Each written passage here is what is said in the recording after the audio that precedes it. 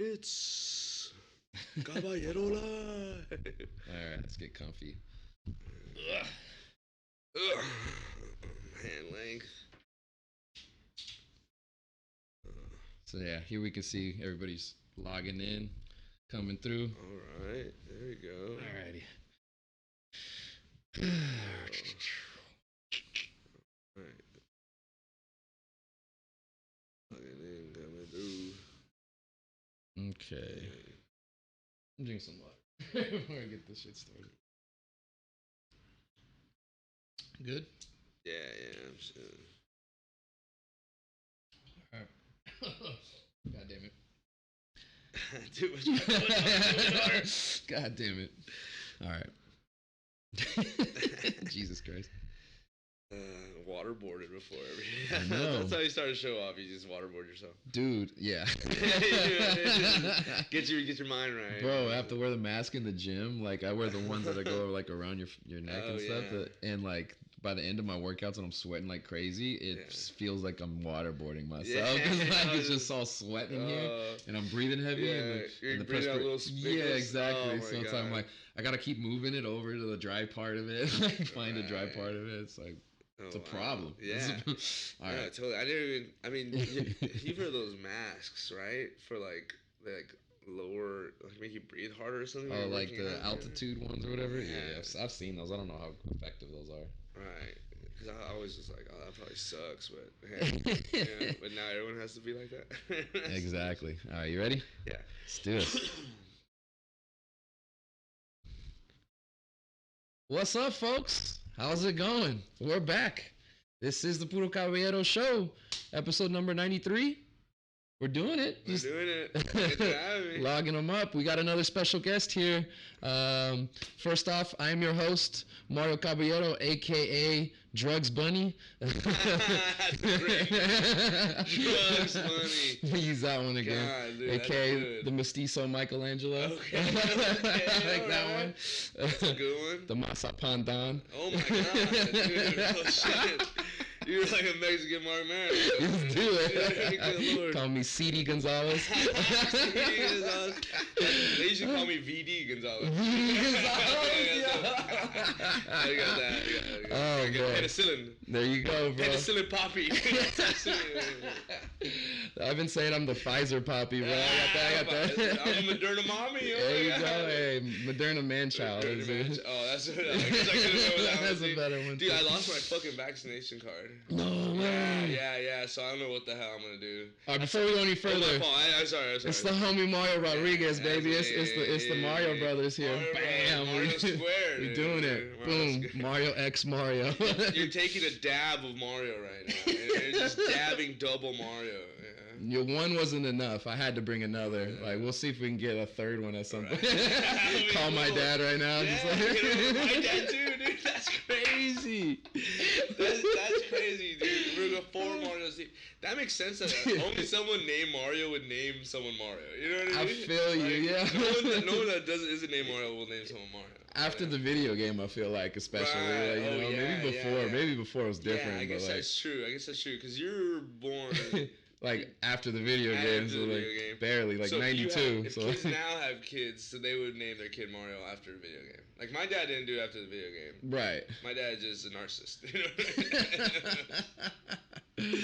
No, just kidding. Oh shit, man, that's fucking funny. Yeah, yeah, man. Like everyone in my family has like a junior. I feel like, and I'm the oldest. So, like I got that label, I guess. Yeah. But for me, it's different because my family, they gave me like the Roman numeral 2 instead of the junior. Yeah. I don't know why. Like now I feel obligated to like call my son Mario now too, though, because give him the Mario the third and all this shit. Like, that's cool. You're like a football player. You got exactly with the 3 in the yeah, dang, or like a king kind of, because that's what kings do, like King Louis, King. You know? Yeah, all that shit. They don't call him King Junior. You know? They call him Louis the II or whatever. Philip the II or whatever the fuck. Yeah. No, all my dad's firstborn brothers all have like a junior, so the same thing with us. But I'm the only boy, so like I'm not the oldest. Okay, but that still makes sense because if you're like usually the oldest like son, you'll still get the junior tag sometimes, you know. Yeah. But knowing my dad, he was trying to name my sister Mario. He was trying to get them all Mario. He's like George Foreman. Yo, Georgina. Georgina, they're all named after him. Dude, I used to have a joke that was like being Mexican is like being the George Foreman of races. You know, you're good at grilling, boxing, and naming all your kids the same name. Dude, and, like that's all I know of that guy. You know what I mean? I don't really know anything else. Oh my god. Really though, I mean, he was the oldest heavyweight champion. Oh, like, really? Yeah, he was like boxing. He fought Muhammad Ali like in the 70s, but then that was like the one in the Africa, right, or something. In the exactly. Yeah, the Rumble in the Jungle. So Ali upset him. Foreman was like murdering people, not literally, but almost. Right. Like, oh yeah, well, he was like a real heavyweight. Like he was like a heavyweight. Yeah, right? That fool would like fuck people up, bro. Like back in the day, and people were like, "Yo, we're scared for Ali." Like legit, people were telling him, "Don't take the fight. Like you might like get permanent damage after this." Right. And he was just like, "Nah, I'm still gonna do it." Right. And he just like gave him they call it the rope-a-dope, where he just like was like, all right, I'm gonna let you just try to punch me a lot, but I'm gonna be defensive. Right. And then you're just gonna get tired at the end, and then I'm gonna come and knock you out. And that's how he did it. That's cool. Like in the 12th round or something like that. That's that smart shit. It was crazy. Like, no one had ever done that shit to a guy like that. You're like, what the fuck? And then he did it in Africa too. Yeah. I was like, yeah. Bro, there's like a documentary. I don't know if you've seen it about that match, and it's like, yeah. It's like it was on ESPN or something like that. Yeah, ESPN or HBO, one of those. Yeah, and it was like you see him running through like the streets of Zaire and shit like that, and there's like people in the streets chanting his name like Ali Boumaier, Ali Boumaier, and he was just like so like beloved. Black Rocky. Yeah, exactly. That's what it was. It was crazy. It was fucking so crazy. Cool. And Rocky was after this, right? Yeah. Rocky's after this. Yeah, Rocky's. They say they it was like 79, I think. Yeah, it was like the first one, but like. Dang, that's cool, man. Yeah, when I used to get in fights as a kid, the dope part never came. It was just the rope part. Exactly. Yeah. Take a lot of knees and shit. Cover up, a lot of covering up. Yeah. And that's just when the girls beat me up. Oh man, but yeah, that dude Foreman. He retired for a long ass time. Came back like in his like 50s or something. And then knocked some dude out in like the 90s. Because like that fight we were talking about was like in 76 or something like that. And so like he fought like 20 years later and then like ended up getting another heavyweight belt. He was like the oldest heavyweight champion ever. Holy shit. Yeah. It was fucking crazy. He was like 53 or something. That's crazy. Like insane, dude. No wonder everyone likes him because he's old now. Yeah, man. And so and check this out. For as good of a boxer he was, he probably made more money off the girls. Oh yeah. Oh yeah. Crazy. Only Or for sure did. Only so many people can go to a fight. You know, like that guy sold everyone out of George Foreman, bro. That was like the go-to thing, staple for like a fucking starter kit if you're like a bachelor or something. Right. You have a Foreman at some point in your life, bro. Like I had one. That's how I feed all my 18 kids. You know, I need this chicken quick, bro. I need chicken now. Now we got that air frying bullshit. You don't even know what that is. Everybody buying an air fryer. That's like the quarantine fucking like hipster ass like kitchen accessory. And I don't even believe it, honestly. You don't believe in it? It's like aliens? If you fry my shit with air, I'm not eating it. You know? I don't eat it. I've had some stuff off Put my shit in the microwave like an American, okay? Nuke that shit like an American. Nagasaki nachos over here, bro. That's what I want, alright? Some Hiroshima hot dogs. Yeah, exactly. I'm better get radiation off this one. Yeah. I don't know the middle better to be moist and like the outside better be freaking scalding hot. That's right. That's what I expect. That's what I need. Juice. I know my meal doesn't have any juice, but I want juice to show up. I don't know where. Random condensation happens, dude. Yeah. Oh my god. Yeah. No, man, I don't trust these air fryers, bro. I don't know. I don't trust it. I don't like it. Give me oil. Give me fire. You know, get me outdoors. I'll do it out of a trash can. You know? On the stick. On a stick. Just rolling. I'll make it with a flint. You know? You got it like leaning on one side of the trash can and just like rotating it. Yeah, man. Dude, I have a propane grill in my truck. And I cook right out there on the fucking tail right there. Hell yeah. And parking lots anywhere, man. Just cooking soup, you know, beans. That's all you can really eat, really. I guess you can make chicken and stuff like pasta. But You know. If you had like a little like flat iron, maybe. Like I don't know if you just did. You have just like a little. No, it's like two. Oh yeah. You know what I'm saying? I had a couple different pans, but. A couple eggs and shit. Yeah. Now I got a kitchen and it'll be going down. Dude. There you go. I know you like cooking too, right? You I try to. Yeah. I cook a good amount. I try to, man. Save money. Yeah. Just be like self-sufficient. Right. I'm the type of dude who's like, I'm gonna try to do as much that I can do, like in control and shit. You know what I mean? Yeah. And like, if you could do more, then it's like, shit, that's fucking dope. You know what I mean? Yeah, absolutely. There's people who like shit on people who have like these other random skills and stuff like that. Like, bro, why are you doing your own laundry? I'm like, bitch, what the fuck? Like, you know what I mean? You lazy, bro. What the fuck? I love doing laundry, dude. Like, you have a laundry on site? Nah, we gotta go to laundromat. Same. Yeah. And of course, it's super expensive. Bro, that'd be running me. I gotta do my clothes. You reminded me. I gotta go out of town, so I gotta clean all my clothes. Dude, I did this Ryan's show yesterday. Ryan Razinovich. I hope I said that last name right. Ryan the comedian. All right, let's talk. Radusinovich. You grabbed about a 5 on me right here. Hey, my fault, dude. Hey, my bad. Okay? Hey, man, he's been on my show. I've had to say his name a couple times. Yeah. Someone said it right the other day, and I was like, what the fuck? I've never heard it said. No, but I did his show, and I had to leave. I was like, hey, can I get up early? And I left early because my clothes were literally in the laundromat. Like, I put them in the laundromat, drove over to the show, drove back. Yeah. Where was the show at? In Downey, and I live in Echo Park, so it's like 20 minutes, not bad, you know. He just had it in there. Go. That's fucking funny. Yeah. How'd the show go? The show went great. The show was fun, man. Oh, which spot was it? It was the first time I've ever been there. This show was cool. It was like an old bar, not old bar, but it was like woodeny and like red. It was pool tables, like an old school bar. It was like a Stardust Club. Okay. Stardust Club. They had condoms in the bathroom, like you could buy for like quarters. You know what I mean? It's one of those spots. I was like, damn. You know, this place was in business when AIDS was going around. You know, they brought the condoms there. Yeah. Because like AIDS, everyone was like, I'm afraid. You know, like we kind of beat AIDS. You know, I don't know. Just like this coronavirus. Man. I tried to put a condom over my mouth. Didn't work the same. But anyways. No, so blow it up like hey, fill up my balloon. You don't have a mask, you just put a condom over your head. I'm sure there was some idiot in Texas who did that. Oh yeah, Magnum. Yeah. Put it on their kid's head. It's like, is this better now? This is what you want. This is what you want, America. I know. It's a government infringing on my freedom.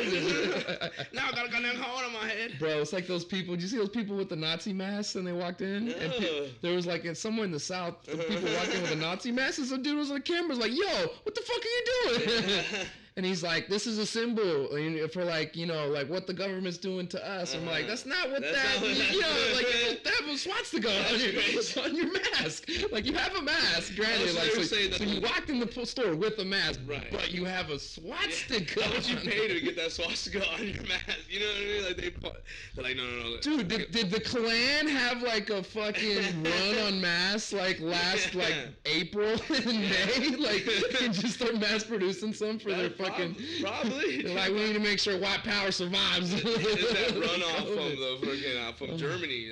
That Germany runoff. Yeah. Dude, that makes so much because they're saying that the mask is Nazi.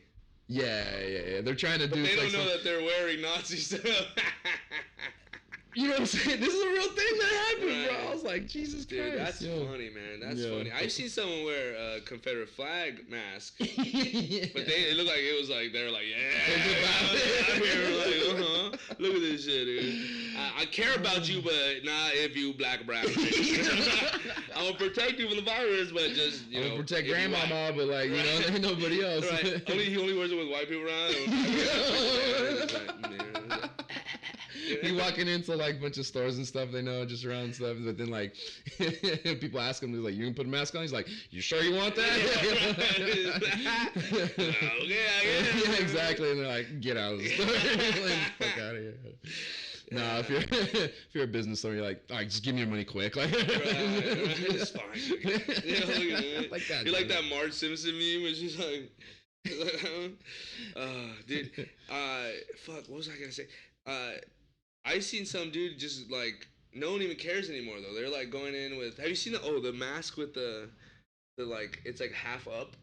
Yeah. It's like they don't even have the nose in. No, it's a mask that looks like someone's wearing it half up. Oh yeah, I've seen that. I've seen prank, that. And then someone was like, they got mad and they're like, "Wait, this is my mask," and they put it down.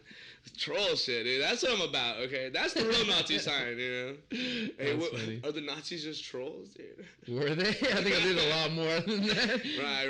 Like Goebbels guys. They got off the internet. Right. I don't know. I was born on 9/11. I don't know what's happening. Hey, shout out to all our young viewers. That's Twitch, hey, what up? Gen Z, baby. What's up? You are the future, dude. Unfortunately. Gonna be doing TikToks, dances at the White House and shit. Yeah. Dude, the guy in the White House now, if he moves too fast, he breaks something. I'm tired of old people. We should put the coolest. I'm tired of old people. We need to put the coolest teenager in the White House. Like the Teen Choice Award winner, like for the year, just like for the coolest kid, Timothy Chalamet. You're like, what the fuck? I guess he's running our country now. Xanax for all, dude. Xanax for all, baby. Dude, I'm ready for you, young as I'm ready. I'm wearing Birkenstocks, dude. I'm one of you people, okay? I'm 48 years old. This fool got the Sandal Club. Look at this. Sandal Club, man. Oh, yeah, shit. it's hot right now, man. It's fucking. Yeah. It's been a warm one. I'm really sensitive to temp. Yeah, me too, I mean? Bro. I'd be sweating. Same. We're like the same person, but different. You're NorCal Mario, SoCal Mario. NorCal Mario, SoCal Mario, bro. Yeah, man. Dude, I sweat like a fucking thunderstorm just came by. So. Yeah. And I get like super cold too. Like I'll get cold so fast. That's why I'm always wearing hoodies and stuff. Cause like I'll either be like hot or be like super cold. Yeah, I think I just run warm. It's always warm. Yeah, but like, I don't know. But like, if it's really, really fucking cold, because I don't got no scalp coverage right now, too. Like, I'd be rocking beanies. You see me with beanies all the time? Yeah. In the wintertime? You got a good head for a beanie, though. Yeah. Like, my head is, like, weird and long. My head is like my fucking shoe, dude. It's like this. This is how long. I have, like, a long head. And it just looks like it, like, I don't know. I can't wear beanies. My head's, like, pretty oval shaped, I feel like. Like my nephew is he's half Filipino and he's half Mexican, and I have a theory that no Filipino looks bad in a beanie. Every Filipino kills a beanie, dude. And like they put a beanie on him the other day, and I was like, that's the Filipino side. This kid is rocking a beanie, and I'm like, God damn it, man. I've never heard this thing before. Hey, I'm thinking back in my Rolodex of all my Filipino friends. And they rock beanies. Yeah, man. they did. Every Filipino I know rocks beanies. AJ Santos, what's his freaking logo? Him with a beanie. With the beanie. Yeah. This is a we're in the running stages. We're taking donations, trying to fund this kind of study, but I'm pretty sure every Filipino. You know what I forgot to do? Speaking of temperature, let's put the fucking AC on. Give me a second. I'll BRB. Yeah, you can continue talking to the people. Yeah. AC, dude. AC. Accidental Chaos. Shout out to Accidental Chaos, AC. I feel like they give me so many spots, I just have to be an ad for them now. They don't even let me, like, they say I dress too bad, so they're trying to give me clothes. I'm gonna be like a 20-year-old frat bro before too long, Yeah, exactly. I'm wearing polo and shit, you know what I mean? Adam too. Preppy as a motherfucker. Dude, I'm tired of these fools with muscles doing comedy. You know what I mean? Like, if you have muscles, why are you doing comedy? Hey man, I'm not hating. No, man. Because you want muscles. I don't want muscles. You want muscles. I still got time. You got muscles. We got muscles under here, but if you got, like, muscles like you're showing off, I have no place. You're over it. Yeah, you know what I mean. It's fat boy fall all year round. Okay, it's a fat boy fall out here. All right. Bro, I put on quarantine weight. I'm trying to lose. Oh yeah, same dude. Fuck, same. Man. I like lost a bunch of weight during quarantine because I was working out because I was like all scared and shit. You know, I wasn't going to. Comedy was dead. I was drinking smoothie every day. You know what I mean? Okay. Yeah. I was eating vegetables every night and shit. And I got like a little 6-pack. I've never had a 6-pack. I've always been like a bigger dude. Not bigger. Not like I'm gonna say I'm gonna fucking Yeah. But and then. All of a sudden, comedy started up again. I was like, fuck it. Eating Jack in the Box tacos on the way over a mic, you know? Yeah, I be doing that. You know what I mean? Like, it's hard. It's hard because, like, you would be home so much, so you cook, and then once, like, comedy, like, there's no time to cook, really, you know? Dude, for me, what happened is, like, so I was getting into shape because my cousin had a wedding that was originally scheduled, and I was gonna be one of his like groomsmen, right? Okay. And it was supposed to happen initially like last April, like 2020. Yeah. And so I was working out. The world ended like a month before that was supposed to happen, and then so they postponed it. And so I was like, all right, this is gonna be difficult. I don't have the gym and stuff like that because I had a whole routine down and everything. Yeah. And I was just like, my diet was like kind of scheduled and stuff like that, like when I ate and certain things. So I could kind of plan it. And then that shit went out the out the window. Right. And but I was still like here doing like home workouts and stuff, trying to like keep up a little bit, you know. Right. Like because he postponed it initially, it was like to August, right? So I was like, fuck, all right. Or no, it was like July. Right. So I was like, couple months, okay, I gotta just keep this going. Right. That doesn't happen. He tries to push it to like September. Yeah. That gets pushed back again. It got pushed back like 3 or 4 times. Oh my God, that's all because everyone remember what the 2 weeks is? 2 weeks. Hey, 2 weeks. Yeah, exactly. So we all thought this shit was just gonna blow over initially, and then eventually they had it like this last April. Yeah. But it was like a full year afterwards. So the first like 2 months, 3 months of quarantine, I was like trying to do shit. Yeah.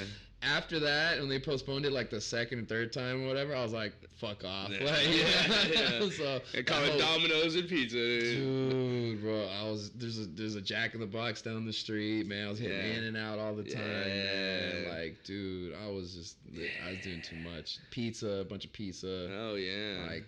I literally had Domino's right before I came here. I love pizza. That's a problem, man. No, man. I mean,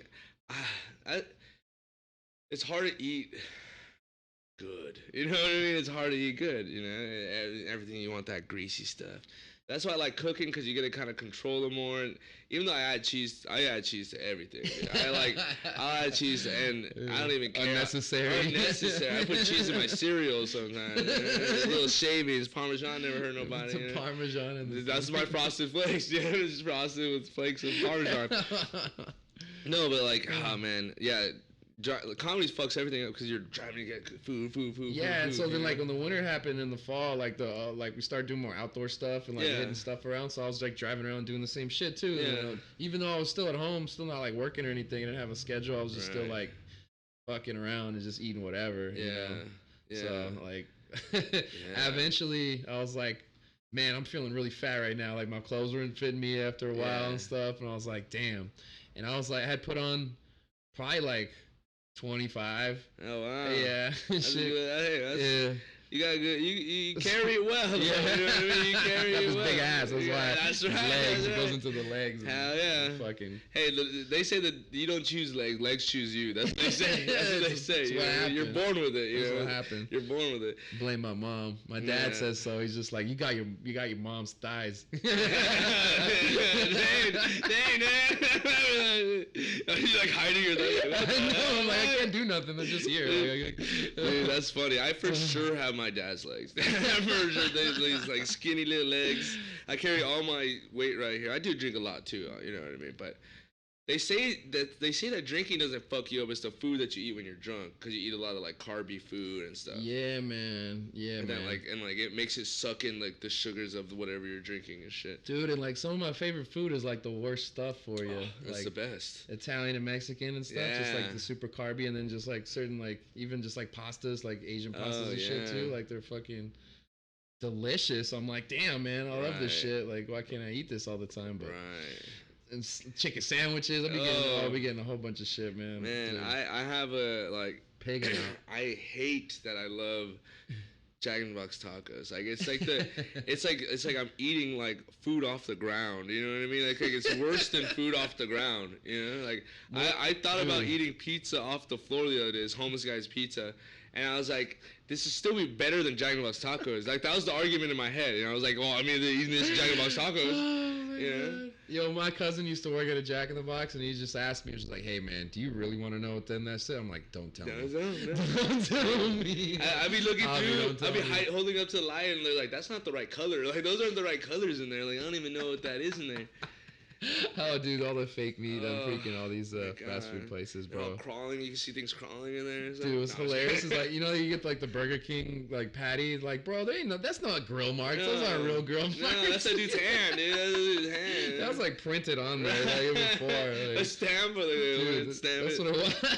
That's what it looks like. That's the Burger King stamp of approval. The burger stamp. They just have like a slab of patty. They're just ground beef, and they just like they stamp them into like circles. Dude, my friend loves Burger King so hard. It's like so weird. You know what I mean? Like I don't know why. And then he's also, you know, Buster Brown. Everyone knows Buster. I saw him last night. Yeah. At fucking Renegade. Yeah, dude. Dude. That's Buster, though. That's Buster, man. Dude. I saw him the night before too. Like 2 nights in a row. We had a night. That's all we can say. That's what I heard. That's all we can say. But yeah, because I left there because I want to go see the Laker game. So he dropped me off there, and then we went to the Laker game. And then fucking Ryan called me up. He was like, "Hey, can you do the spot real quick?" Oh, okay. You know what I mean? He went over there. Shout out Lakers, hell yeah. But so Buster likes Burger King. He likes the Clippers. Okay. He's Pepsi? He's a Pepsi guy. He's an Angels guy. Oh, okay. He's like everything else. He's the contrarian. He just loves like he doesn't even want the Clippers to win. He's like, I'd rather them never win a championship. You know, cheap tickets. Cheap tickets. Like he just wants to lose. He wants to lose. You know what I mean? He wants to lose. And I can respect that. He's a masochist. He just loves pain. Yeah, that's true. You know, he's I guess I am too, man. Sacramento Kings ain't too much better. I guess that's true. God damn, at least they make the playoffs. At least Clippers make the playoffs. That's true. Unis though. Yeah. Unis are lit. I like the Kings. I like the purple. Yeah. Purple and black ones. Right. Those are cool. No. But like, I used to love those Lakers Kings games when we were young. Those were wild. Oh my God. Those were so crazy, bro. With Chris Christie, whatever that fool's name is. Doug Christie. Chris Christie. Christie's fuck him. New Jersey got senator. Talking about Fat Boy Fall. Yeah, early though. Shut down the beach. Shut down the beach. 2 ways. Yeah, shut down the beach because the whale was on breach. Bro, did you see what he did like a couple years ago? There was like a government they like ran out of money or whatever, and they were arguing over the budget for like the state, and so they shut down all the national parks or the state parks and stuff, and all the beaches. And then it was like 4th of July weekend, and him and his family went up on one of the like public beaches. Oh yeah. They caught him when they took a picture of him. Yeah. With like a helicopter. Dude, he's like spilled, dude. Hey man, oh man, that's America for you right there, brother. Politics suck, dude. It's corruption. You know what I mean? Who controls the beaches? No one controls the beaches. You know, except surfers. Oh, sorry, buddy. Sorry, surfers. Sharks. I'll give it to the Sharks. You give it to the Sharks. Yeah. I'll give it to the tar that's in the sand. Sometimes you ever step in like those tar and man, my feet get all nasty. I'm scared of water. I'm gonna say it. I'm scared of water. I'm scared of beaches. You know what? I'm with Chris Christie. Shut down all the beaches. Shut them down. Shut down all the beaches. All beaches closed. Only open Burger King. and the Angel games. And the Angel games. You got Republicans got to drink somewhere. No, but Doug Christie, right? Yeah. Mike Bibby. Yes. What's the other one? The Chris Webber, yes.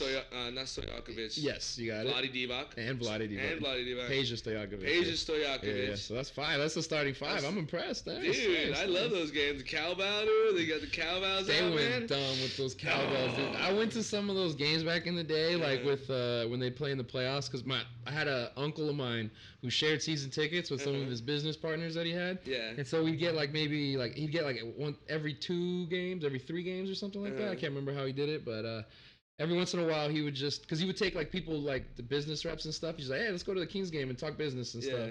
When he like didn't have business, he would ask me to come because I was like a super fan and shit. And it was fucking, dude, wild, bro. Yeah. There was one game in particular I went to in the playoffs. It was so fucking loud. I think they're playing the Timberwolves. Ooh. It was KG, yeah. Bro, Sam Cassell, remember Sam Cassell, bro? Dude, they had what's his name? Fucking Latrell Sprewell. Yeah. Sprees. Coach. Yeah, I was like, I was coming to me.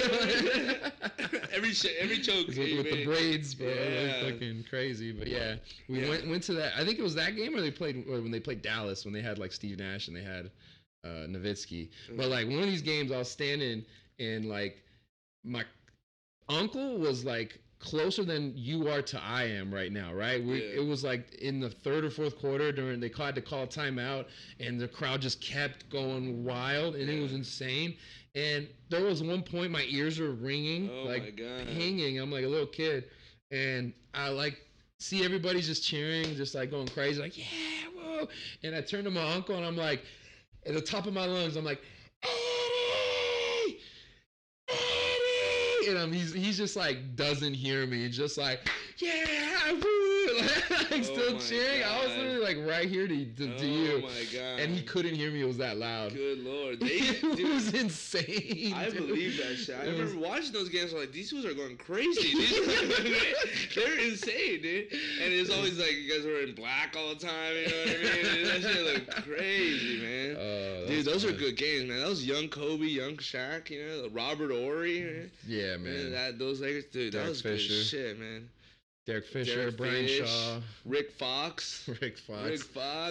I got punched in the face. Hole star, the great star of the film Holes, right? Rick Fox. I forgot he was in that shit. At the end of that, he comes through. Yeah, man. That's when basketball was basketball, if you ask me. That was wild, man. Basketball's balling right now too. But. It's cool today too. It's different today. It's though. Different, yeah. It's different. It takes a minute to get adjusted. It took me a second. I feel like when the Warriors came and when Steph just blew up, like everybody started trying to like play like them. So it took a minute for people to get used to like hella threes getting jacked up. Yeah. Nobody running to the hoop on fast breaks. Everyone's running to the corners and shit. Yeah. Like, bro, that pisses me off so much watching the Lakers and watching AD and LeBron just hang out on the friggin' You're bigger than everyone. It's really though. Fucking dunk, dude. Go fucking back someone down, you know? Oh my god, I get so mad. That hardly ever happens anymore. Oh man, yeah, you don't really got those centers anymore. Those like, I mean, you got like there's a few, but like, I mean, Drummond's kind of like that because he don't really do nothing else. He gets rebounds and just clogs the paint. Well, he's like he's the defensive rebounding center, which has always been there. Ooh, Joker though. Yeah, that's what I'm saying. But like the offensive centers, there's not as many. Like it's like Jokic. And like Embiid, and then like maybe Adebayo, but like Adebayo's good. He's Who's like the guy on the Suns too? That kid's pretty good. He's a young guy. Aiden's good too. Aiden's good. That was giving it to AD, bro. Yeah, he's coming up, man. I think he's only second year too, so we'll see, man. I like that Suns team. CP3 just can't stay healthy, man. Like every player. I hate that, man. Oh my god, dude. I love it when he's in pain. Just looking at him like, yeah. That one year where they almost beat him when he was on the Rockets. Yeah. And he just starts hobbling. You're like, yeah. Just sitting there like, a little mouse ass food. That would look like a little mouse. Like freaking Tom from Jerry. Which is the mouse from Tom and Jerry? Jerry. It's Tomcat. Tom's right. Tomcat. Oh yeah. Dang. You learn something new every day. Hey man, you do. You do. Keep your third eye open. Whoa. I see your opener for this, dude. I know what you be doing out here, dude. I see what you be doing. My opener. Yeah, they offered me a root of peyote when I got here, man. I was like, oh shit. And just put it like Dr. Sebi said this was good. Yeah, put it like a chewing tobacco right here in your friggin'. Oh man. Oh shit. Dude. I'm down though. No, I'm just kidding. I am down. I love I've never done peyote. Never done peyote? No. Me either, but I'm interested in any sort of psychedelic. As long as there's like Like it's like legit, you know. What have you done? Just like shrooms and acid? Shrooms and acid, and like I did like hit a DMT off a pen once. It didn't hit. You know what I mean? I didn't really feel it. But that's pretty much it. That's pretty much it. I've been offered DMT like multiple times, and like multiple times at open mics. Yeah. I'm like, I don't want to do it here. Right. I'm down to try it at some point, but like. Not right here. I'm like not gonna remember my whole story. Like you're talking about. Couple of them. Oh, you couple of different ones. One with Vicky's probably. Actually, maybe 3 different mics now. I'm thinking about it. Dude. One of them was the Mint mic when they first reopened. Oh shit, that's a classy one. I wouldn't imagine. Yeah, it was back before quarantine. Oh, so they had that little back room. Right. Did you ever go to that? No. Dude, the people were just like smoking it out, bro. Just fucking smoking that. Yeah, they would just be pop box like the whole time. Because they were like 420 friendly, like we don't care and shit. And it was just we'd hang out in the back and it'd be cramped, bro. There'd be like 40 people and there'd be only like 25 seats. So. Oh, that's dope. Yeah. That's perfect comedy. And COVID. That's perfect comedy. So like once COVID hit, everyone was like, Dude, I remember I went to the last. Dude, I went to the last one they did, and everybody was still. I was still like looking around, like, yeah, this COVID shit might be serious, but I'm like, I'm still gonna pass a blunt to people. I was like, fuck it, like, dude. There's you know,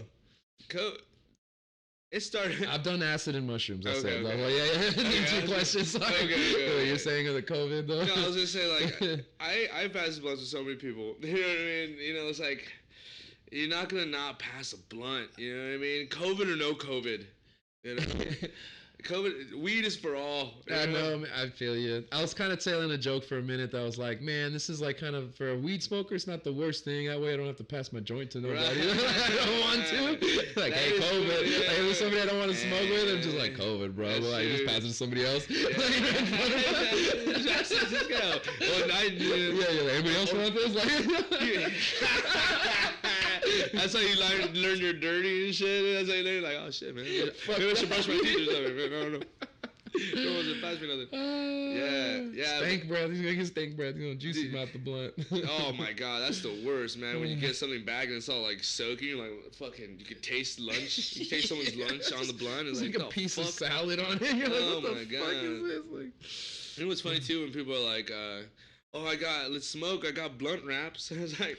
The fuck you got? Okay, like, you have $1.50. Dude, I used to have because I used to have it more like back in the day when people go in on like grams. Remember those days? You're like, oh, me, who's got a gram? Yeah, let's throw 5 on this dub real quick. 5 on it. Yeah. Now you get 5 on nothing, dude. You get nothing for 5. You could walk in a place for $5. Yeah. Walk in a weed shop for $5. And you go somewhere. Oh, I mean, I guess somewhere you could probably get like an eighth a shake for $5, maybe. You know what I mean? Yeah, there's like, dude. So living in LA for the last 11 years and seeing like how like the weed shops have like evolved since then.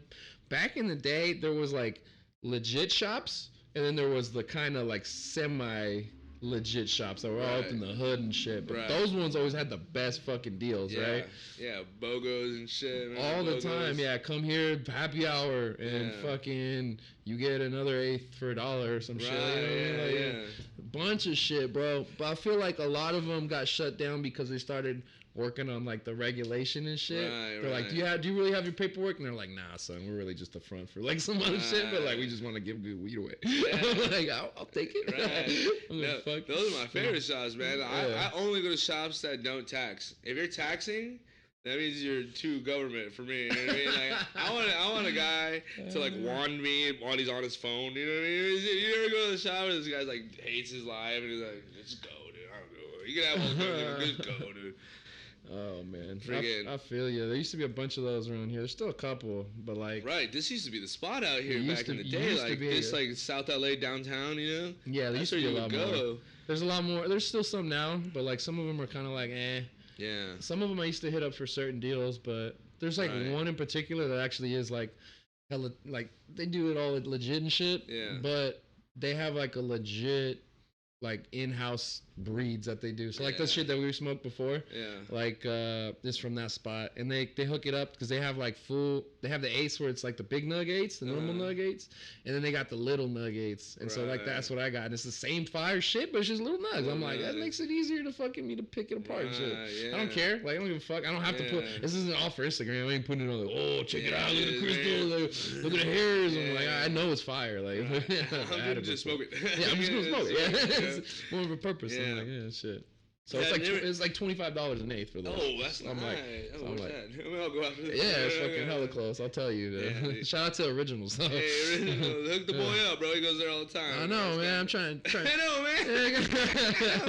I'm trying to get sponsorship. So I'm like, just come to my shows, bro. Like, dude, yeah. Hey, I be talking to all the butt tenders. Like, hey, I do comedy. Come to my show. They're like, hey, give me flyer. I'm like, I don't have a flyer right now. I'm like, that's why I need to get print some flyers. Print some flyers out. Get a printer. Chaos does that shit, and they like leave them around the room, and I think that's kind of cool. They don't post them anywhere, which they probably should. Yeah, I'm like around town or something. They got a printer. I think they're just fucking around with the printer, but like that would be cool. Like if you're telling people about your shows, I need to do that. I need to get stickers made at some point. Oh, stickers. Dude. I was just at the doll hut, and I'm just like, I've seen all the damn stickers and stuff. I'm like, I just want to get stickers I can slap everywhere. Yeah, fucking. A band of 13-year-olds can do it. We can do it. You know what I mean? Like, good lord. Man, yeah. Like, be like Mikey McKernan. I was thinking, you see that shit everywhere, dude. Like, did you travel a little bit, dude? He's all over Arizona, bro. I seen one in Denver. Did you? Yeah. And it's like, fuck. Like, this guy gets around. I saw one in San Diego one time. Yeah. He travels, bro. I was like, it wasn't anywhere near a club either. It was just like, right. Wild. It was like on a street sign somewhere. Dude, he was on his shit, yeah. Yeah, I did that. He did. I need to hit him up too because he might be able to help me out get some spots up in the Bay. So. Oh, he's so nice. Like he did. We did Gino's on Wednesday. His show. Shout out Gino, Ricardi, my bad. Shout out to Gino. Gino, that's how I remember it though. Is Gino Ricardo, and then just add the I. Yeah, he did his show, and I was like talking to him. It's like, cause like when I started, that was the man. You know what I mean? Like he's still the man. You know what I mean? But that was like, you would see him go up, and you're like, this guy got it. He figured it all out. You know what I mean? This guy, you know? Yeah, man. So like now, like. The first time Mikey, this is like fanboy shit, but like the first time he like remembered my name, I was like, oh shit! That's what's up, man. It was cool. Yeah, man, it was awesome. I was so glad that he was able to do one of my shows that we did at the Koreatown spot. Yeah, dude, he closed out he closed it out for us too, and he was going off. He was doing the I love, dude. It's so funny because he's been doing the Boo House for so long that he's like, you can tell part of him is kind of like, damn, I've like written my like fucking whole act on this whole thing. Right. Like now, like damn, I've you know, this is my lot in life, you know. So there's a couple times he'll do like a set, and he just does it just like he plays off of that energy. Yeah. Like, why did I fucking do this like my whole life? And then he'll like give a pump fake on the. Yeah. That gets me all the time when he just turns dark all of a sudden. Yeah, he is kind of getting darker too. It is cool. That's hilarious. Yeah. He's like kind of mad, like, yeah, I'm a what does he call it? I'm a like what is that called? Catchphrase? He's like, oh yeah, I got catchphrase. Like, I got catchphrase. Get used to it. This is what it is. Shout out to Mikey. It's funny. Yeah, Mikey, legend. One of the best stashes in the game. Yeah. One of the best stashes in the game. For sure. The stash hair combo is like bar none. Bar none. I don't know what's up there. As a fellow mustachio man. You're a mustachio man. You got a good stash too. Dude, some random dude commented on my Instagram page today and was like, nice mustache. Yeah, wow. That's nice. I was like, okay, dude. I looked at his page. I was like, 2 follow mutuals. I was like, I don't even know. He's not following me. Does he have a mustache? I don't think so. I don't remember. He's not just like. It was like some black guy. I didn't even look in his profile. I was just like busy. I was like, okay, cool. I think he might be a comic too. So I was just like, fuck it. Dude, you do got a good mustache. Like my mustache, I don't think you can see, but it's like I have a mustache like a catfish. You know what I mean? Like it has like long skinny hairs that like leak out. You know, like I look like a bandito. You know what I mean? Like, I look like I'm about to rob a train or something. You know? Bandito. Dude, like.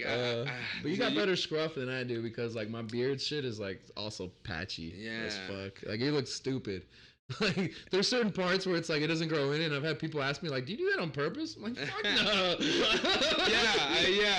I want more neck hair. Yeah, that's right. Yes, I just want this. It's like Andrew Luck beard. Right. Sometimes my Adam's apple gets cold, No, but I have it like, I do. I'm getting better. I just think that they say, shave more and it'll come in, but I hate shaving, dude. I just won't shave. Man, dude, I've had this mustache for like most of my life. I feel like at this point now. Do you remember when it came in? Yeah, I was probably like 13, 14. Right. Young, like 7th and 8th grade. Yeah. By 8th grade, I had it like going. But then what happened is I went to a Catholic high school, so I had to like shave all the time. Ooh. So I would shave on a like Sunday night. And then by like Friday, you'd see it start coming back in and stuff. And like by Friday or late Thursday, sometimes the deans would be like, "Hey, like Mario, you need to like, trim it up." I'm like, "Yeah, I'll be fine by like Monday. Don't worry." Right. I'm like, "All right, we got you." Like, they wouldn't give me detention. I mean, there were some people they would like force to like do shit. If they tell you to shave and you don't shave like the next day, they will like force you. Like, oh my god, they'll take like a Bic razor and like, I'll give you a Bic one, like shit one, like my. What the hell? My uncle went to the same high school, and like they forced him to do that shit one day, and he had like a whole bunch of cuts on his neck and shit. He's like, "Yeah, never again." Never again. It's all the Holocaust and shit. Never again. Just go fucking shave her. Never forget. No way, man. No. I just hate the way it feels. Like when it's coming back, my skin feels tight. You know when your skin feels all tight. Oh man, I like grease, bro. Grease me up. You know what I mean? I've gotten used to shaving just because I just buzz my head all the time and stuff. And then when I buzz my head, I just trim all this up too. No, you're good clean. You look not like this too. You know what I mean? But Yeah, I'm like, we're really different, Marlo, dude. You got no hair. I got all hair. Yeah, all the hair, bro. I gave it all to you. Our pubes are different. You got a bush, dude. I'm like a 12-year-old boy down here. You know what I mean? I'm so clean. But like genuinely, like I think I keep all my hair because I'm not hairy. You know what I mean? Like I got the hair. You got the hair, and like I wish my whole life I was like I wish I had hairier legs. I wish I had hairier arms. So I'm like I was super self-conscious. I still kind of am, like, cause look at this hair. I look like a freaking like a chicken wing. You know what I mean? Like, bro, this is not the business though. This amount of hair that I have is like every time I get a fucking wristband put on me. Oh yeah. Like you're going into like a bar or like a club or like a festival or something like that. Right. It never fails for them to like rip a bunch of hairs and stuff. And that's just so annoying, dude. I guess that's true. Just the random little hairs and shit. I mean, I guess that's true. I guess I am lucky. And I don't know if it's lucky or whatever, but I don't swim faster probably too. More dynamic, dude. At some point, I need to get like a lot of my body hair taken down. This shit is like. Oh, you got good chest hair. It's freaking ridiculous. Oh bro. yeah, you got. I want to get like tattoos in certain parts too, so I gotta shave it, but like. I want to be in good enough shape where I can just be like, all right, I want to get just my whole top waxed or some shit like that. Just fucking get it done. God. Just get it done. Because I never done that before, so I'm like, let me just go all out. Yeah. Because I don't want to be fucked up if I get like a tattoo on like one part of my body, like on my chest or something. Yeah. And then like just a bunch of hair everywhere else. Right. You know what I mean? Yeah, that makes sense. Because you just shaved right here, just shaved where your tattoos are. That's funny. That's little funny. Spots and shit. And like all uneven. Well, that's where the like little city is, and it's followed by forests everywhere. There's another little city. We've knocked it down like the Amazon. Right. Eventually, it'll be all everywhere. But, just like the trees always grow back. The trees always grow back. They do. Yeah, man. Like I shaved like I never shaved like here. Never got that much hair, but I remember when football you would take it. So like sometimes I would like just take the hairs off here with a little. Oh, okay. You know what I mean? But I'm afraid for like the tape for like the for ankles and stuff. Dude, so that's for me. Yeah, since my legs are so hairy, dude. Like every time I get my ankles taped, they'd always pulling a bunch of it off. I was just like, but they always put the pre-wrap like stuff on there too. But cause I did. I was an athletic training kinesiology major for a little bit. Mm-hmm. So I was like, when I started taping people, I was putting the pre-wrap like up here. You know what I mean? And then taping right here. Cause I was like, no, you're not gonna get. If anything, pull the pre-wrap because it'll still tape the tape. Yeah. Cause I hate that shit, man. I hate that shit. People like, don't know, real liberal with their tape, and it's like it hurts, dude. You know, like this hurts, and it's like it's such a stupid part of sports, you know. But you need those ankles taped, you know. That's another thing we got in common. We both played high school football, bro. High school football, yeah, bro. What position did you play? At the end, I was playing offensive line, but like when I was younger, like I'm guard. Yeah. Left guard. I play left guard. I can see you pulling, bro. I can see you pulling, dog. We've had this discussion before. You're like, I can imagine you coming across up and down block. I was a football coach, so as soon as you said that, I was like, I like looking at him now. Like, that's why these legs came in handy, bro. Right. Like in the trenches, bro. Like I loved playing football, but coaching is something totally like it's so much fun, man. Because exactly what that is like. Someone put you at tackles, like, nah, this guy can go guard and make this guy pull, or even put you at center. You know what I mean? You probably play a little center sometimes. Yeah, we had a good guy that played center, and he was a guy who played center from like Pop Warner, and so he just like had it down. And he was awesome too. So like the homie Jeff, bro, he was awesome. He knew all the calls, he read all the defenses, so he just knew it all like easy. And I learned a lot from him just playing next to him too. Oh yeah. Well, a good center is like it's like. It's like a quarterback. I mean, there's a lot of times I'd be fucking up and he'd be like, pull me like in the right direction. But he's like, no, you gotta go over here. Right. You're double into the linebacker. He's like pushing you off and shit. Exactly. Right? Yeah, that's what we did. We did zone blocking. Yeah. So me and him would be like stepping on you. Low, and they say, it's like you step one wrong way with the zone blocking, and then people are like, they're knocking you over too. Like as they're blocking like, what the fuck? Turn around. Oh man, I love a good zone blocking scheme, dude. I used to play full like when I first started because I played like literally every position except the linemen. Except when I was younger I did, but there's like the zone and then like you peel back, the fullback will peel back on that backside end. Yeah. And it'll like the running back has that little back crease. One of those, I used to love that, dude. Jump cut. Yeah, they motion me the other side and I come back on the zone and on film that shit just looks so pretty. When you clear them out, and if they're big, you don't even really. You just gotta hit that inside shoulder, and like just get a piece of them, you know. I didn't play football growing up, like Pop Warner or anything like that, because my parents wouldn't let me. So like when I played freshman year, it was like the first time I'd ever play. Yeah. So I didn't really play much my freshman year. They had me at like linebacker and like running back, even though like I had no ball handling skills. I was just kind of like. Had size and could move, you know what I'm saying? So they're just like, yeah, that works. But then like I'd never try to be on offense. I was just like, put me on defense. So I was playing linebacker a little bit. Never really played. Couple dudes like their grades sucked at the end of the year, so they like were kind of like on probation or whatever. They couldn't play. They weren't eligible. So like I got playing time at the end of the season, the last like game and a half, and like the last game I really balled. It was fucking crazy. But then. Going to JV year, I was playing defensive end. They moved me. They moved me to defensive end, and then eventually they moved me to guard also. So I played both ways. You played both ways. So you weren't in a high school that had one-way players. We did when you were on the varsity. But like if you're on JV or if you're on freshman, they would let you play both ways if you're good enough. But like traditionally, the way that program we were at, they tried to keep you on one side or the other. Yeah, well that's the goal right there. Yeah, you know that's the goal. So when I played in high school, we played both ways. You know, never coming out of the game type shit. Yeah, that just wears on you, bro. Like the fourth quarters are tough. Yeah, I played quarterback and linebacker. So I was tired. Yeah, bro. Running bootlegs and shit. Damn. Yeah. And then I coached at Corona High School, and these kids are one-way players. So I coached secondary corners, and they're all fresh and they're all fresh. They come off the field. You get to talk to them, sit them down. We had iPads on the sideline. You know, we could talk. Hell yeah. It was like, and because I coached where they played both ways too.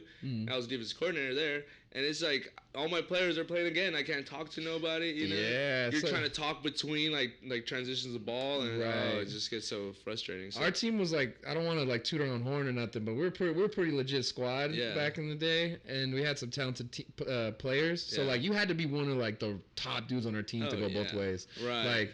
You had to be like a dude who is like vying for possible scholarship type shit. Like they can't not have you on the field. Yeah, exactly. It's like people are asking like, why isn't Josh Harper on the field playing safety, bro? He's like, oh, it's because he's the fucking our best wide receiver, also our best offensive weapon. Yeah, like, run him in motion and shit like that. They used to call him the Matrix. This dude, played at Fresno State, caught a bunch of touchdowns from Derek Carr. Oh yeah, nice. So he played with him for like 3 seasons. Oh nice. He went from Stockton to Fresno State. That's dope. That's like his dad though. His dad is used to play for the 49ers back in the days. Willie Harper. He was good genes. Yeah, so they just lived in NorCal in that area. So fuck yeah. Oh right. But he was like a phenom when like in middle school I knew about him. Yeah. I had a buddy of mine who I played basketball with mostly, and I also played football with him later in high school, and he would tell me, he's like, oh, this dude Josh Harper's a fucking crazy athlete, bro. He's like insane. He's already dunking and all this stuff. This is like 7th, 8th grade, and I was like, damn, who's this guy? And then like I saw him at a basketball tournament. I was like, oh, this dude's legit. Yeah.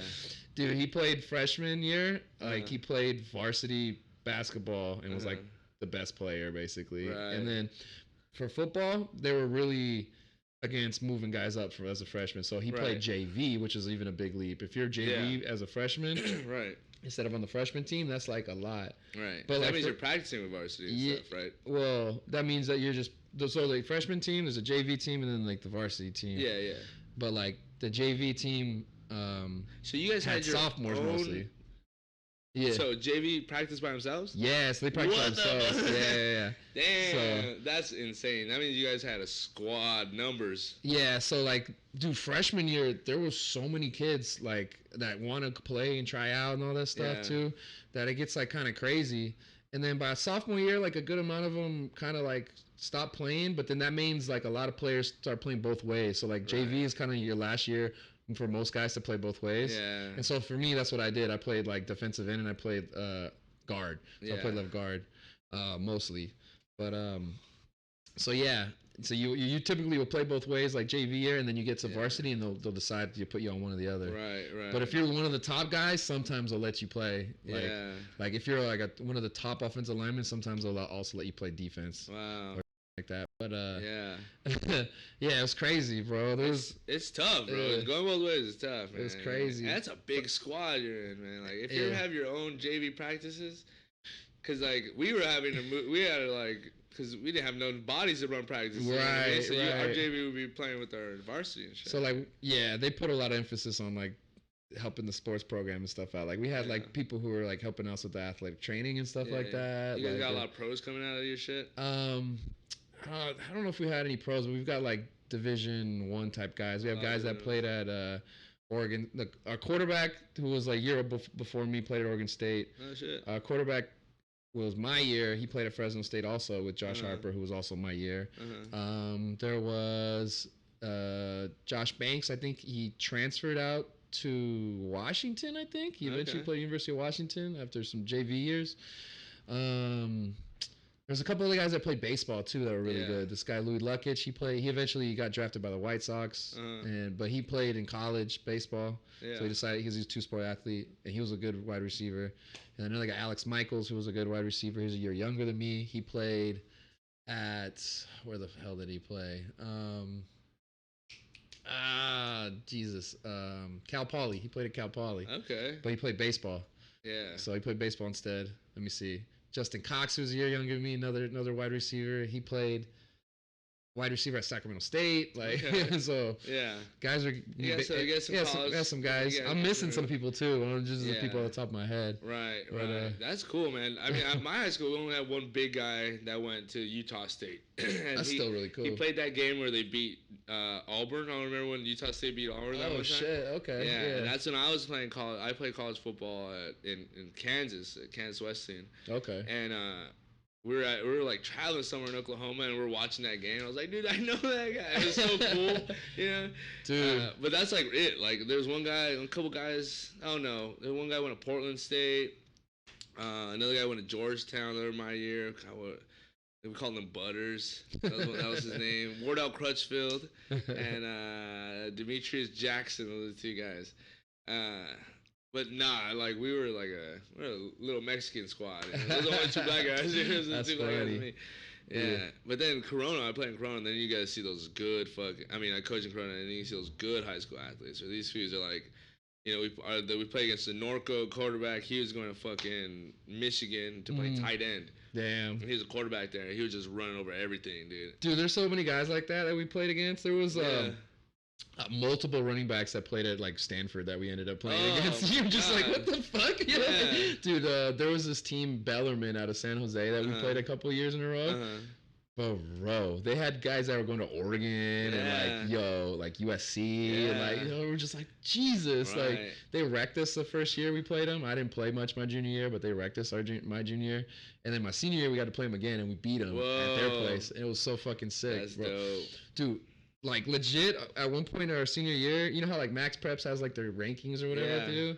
They have like they vote on the rankings and then they have like a computer system ranking, right?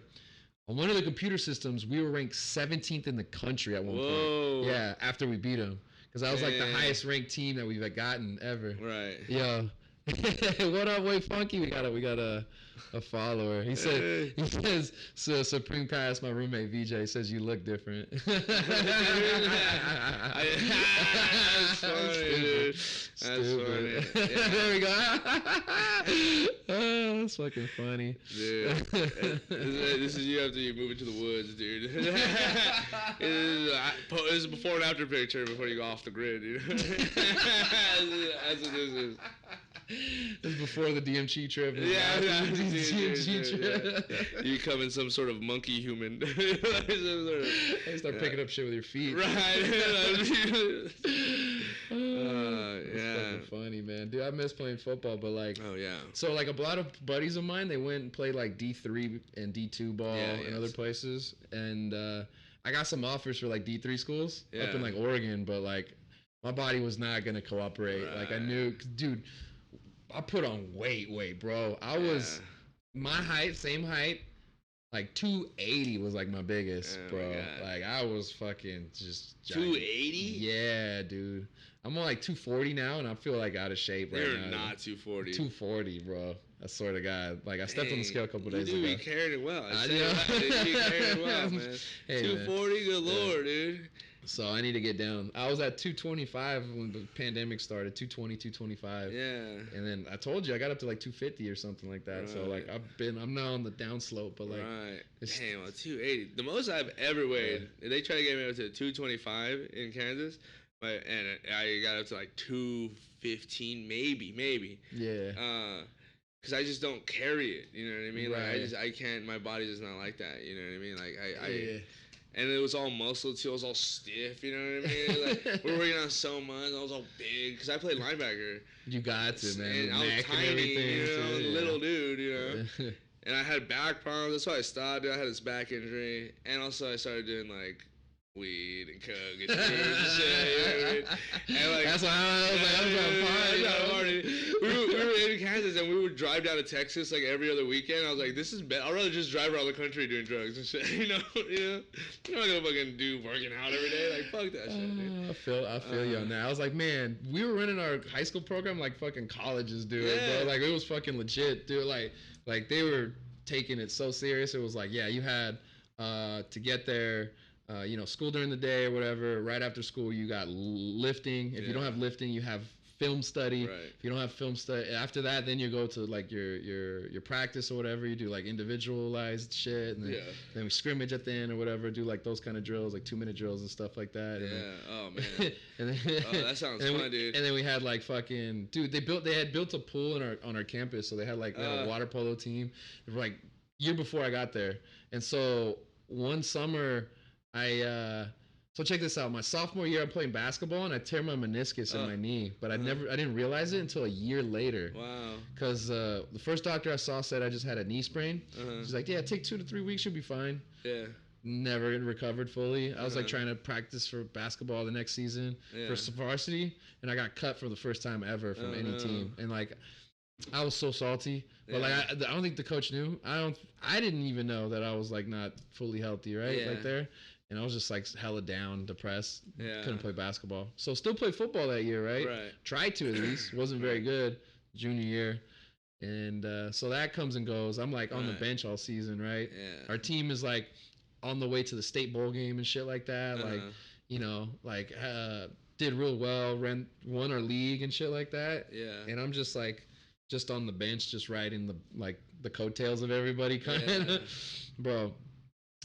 So the season ends around Christmas time because we make it to the state bowl games fucking super deep into the season. Yeah. And those Thanksgiving practices. Yeah, we had Thanksgiving practice, everything. That's how you know you had a good season, bro. You have a Thanksgiving practice. But So he did that, come back after a couple weeks off, and we start training again. Yeah. My knee is just like not letting me do like leg press. I'm like, I still can't do it. Yeah. And they're like, all right, you got to see like another doctor. So they take me. They have another doctor who's like kind of affiliated with the school or whatever, who helps out. And he gives me an X-ray and he gives me like a MRI. And he looks at me and just goes, so I got good news and bad news for you. I'm like, all right, just give it to me. Well, bad news is you have a torn meniscus and you've had one probably for the last year. So you've got some like internal damage probably like in there, just like with the ligament and stuff. But then the good news is if we operate on you, you can rehab it and you'll get in good enough shape by the time the season starts, you'll be ready. Right. And so I was like, let's fucking do it. Yeah. So I was rehabbing in the pool all summer before my senior year. That's dope. All summer, bro. But it was torture because I have asthma and I'm not a good swimmer. And I used to get like controlling my breath underwater was like a challenge for me and stuff like that. And you're a big dude, 280. Yeah, at that point I was still trying to put on weight, so I was up getting there. You tried to get to 280? Well, I was trying to put on weight just to get big, you know what I mean? Just because our lineman, that's what we're doing. And I knew I had a chance to start that season, which wasn't guaranteed necessarily. Right. Because we had one junior guy who was a lineman. He played right guard. And then... no, he played left guard. He played my position, left guard, and he was my also the same year that I was, right? No. So we had a senior left tackle when I was in my junior year, and he got hurt. So there was another junior who got put in there ahead of me. So I was like, all right, so left tackle's kind of taken. I was like, left guard's kind of taken too. And then it was like me and another guy, my homie PJ, and we're kind of battling for like right guard kind of position. And he initially won it out, but right before like the camp started, the guy who was like started as a junior, he ended up getting hurt and was like hurt most of the season. So I ended up starting the whole year at left guard. Man. So I got in shape and stuff, but it was fucking tortured every day in the pool. Everybody's doing wind sprints and stuff, and it's so hot, and they're looking at me like you fucking, you're a little bitch over here in the pool, like swimming around with your little fucking boogie board and shit. Like, you're not doing real work. And I'm looking at them like, I'd rather be in your position right now. Like, I'd rather have a healthy... Both your knees, your meniscus. I'd have a healthy legs and just be able to run. Yeah. Like, oh, man, that's dope. That means you had good... But like trainers and shit though. You know what I mean? They helped a lot. Yeah. Because when I started coaching at my high school, they were the first one that hired me. I was the only one that was any relative knowledge at all about any sort of pool exercises or any sort of like, any sort of like band strengthenings where you're not fucking just fucking lift and run. You know what I mean? Old school style shit. You know. Yeah. So that's cool. You know, training, man. We had they hired a trainer who had like worked at the local University Pacific, like the local college in town. Yeah. And he had trained some Olympic athletes and stuff like that too. So they hired him on. Yeah. He's quite a character though too. They always are. Yeah. They always are those athletic trainers, you know. Yeah. Dude, I seen like the two sides of it, because when I coached at Ballin Park where I went, it was like very like no one gave a fuck about us, you know what I mean? And then you go to Corona, and in our league is Corona Centennial. Yeah. Like in our bracket when we were in the playoffs, we were the lowest seed. First time in like 25 years we went to the playoffs.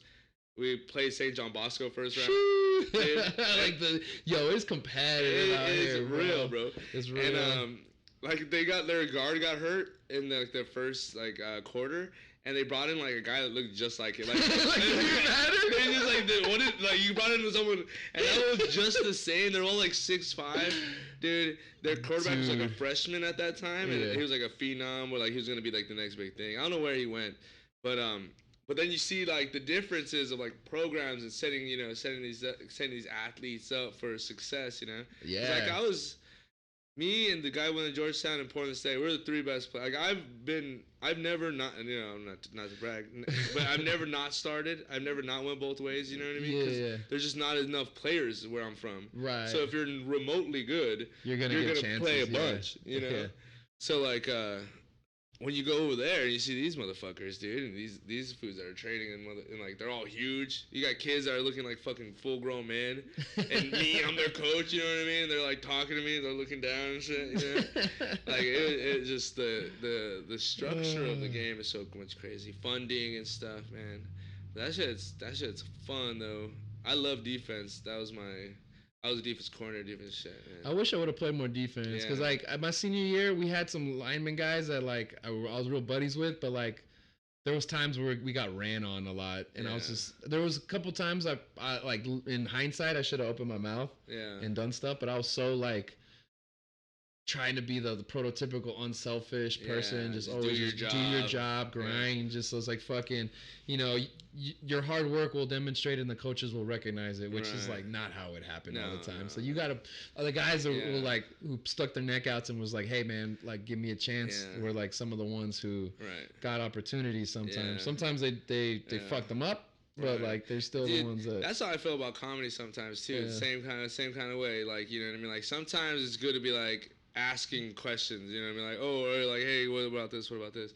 Because I do have that mentality, same thing, because I think sports is translated great to comedy. Mm-hmm. You know what I mean? Like the same kind of mentality, like fucking do your job, go up and do your jokes, do your shit, you know?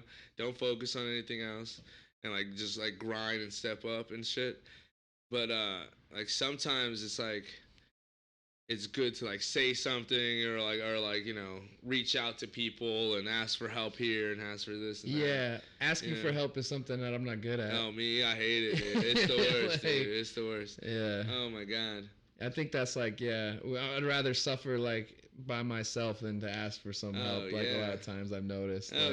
Like that's why I like the cooking and all that shit. Like I just everything if I can control it and do it myself, that's like my preference. Yeah, I ain't do no recipe, bro. You know what I mean? I ain't no goddamn recipe. Yeah. No, totally.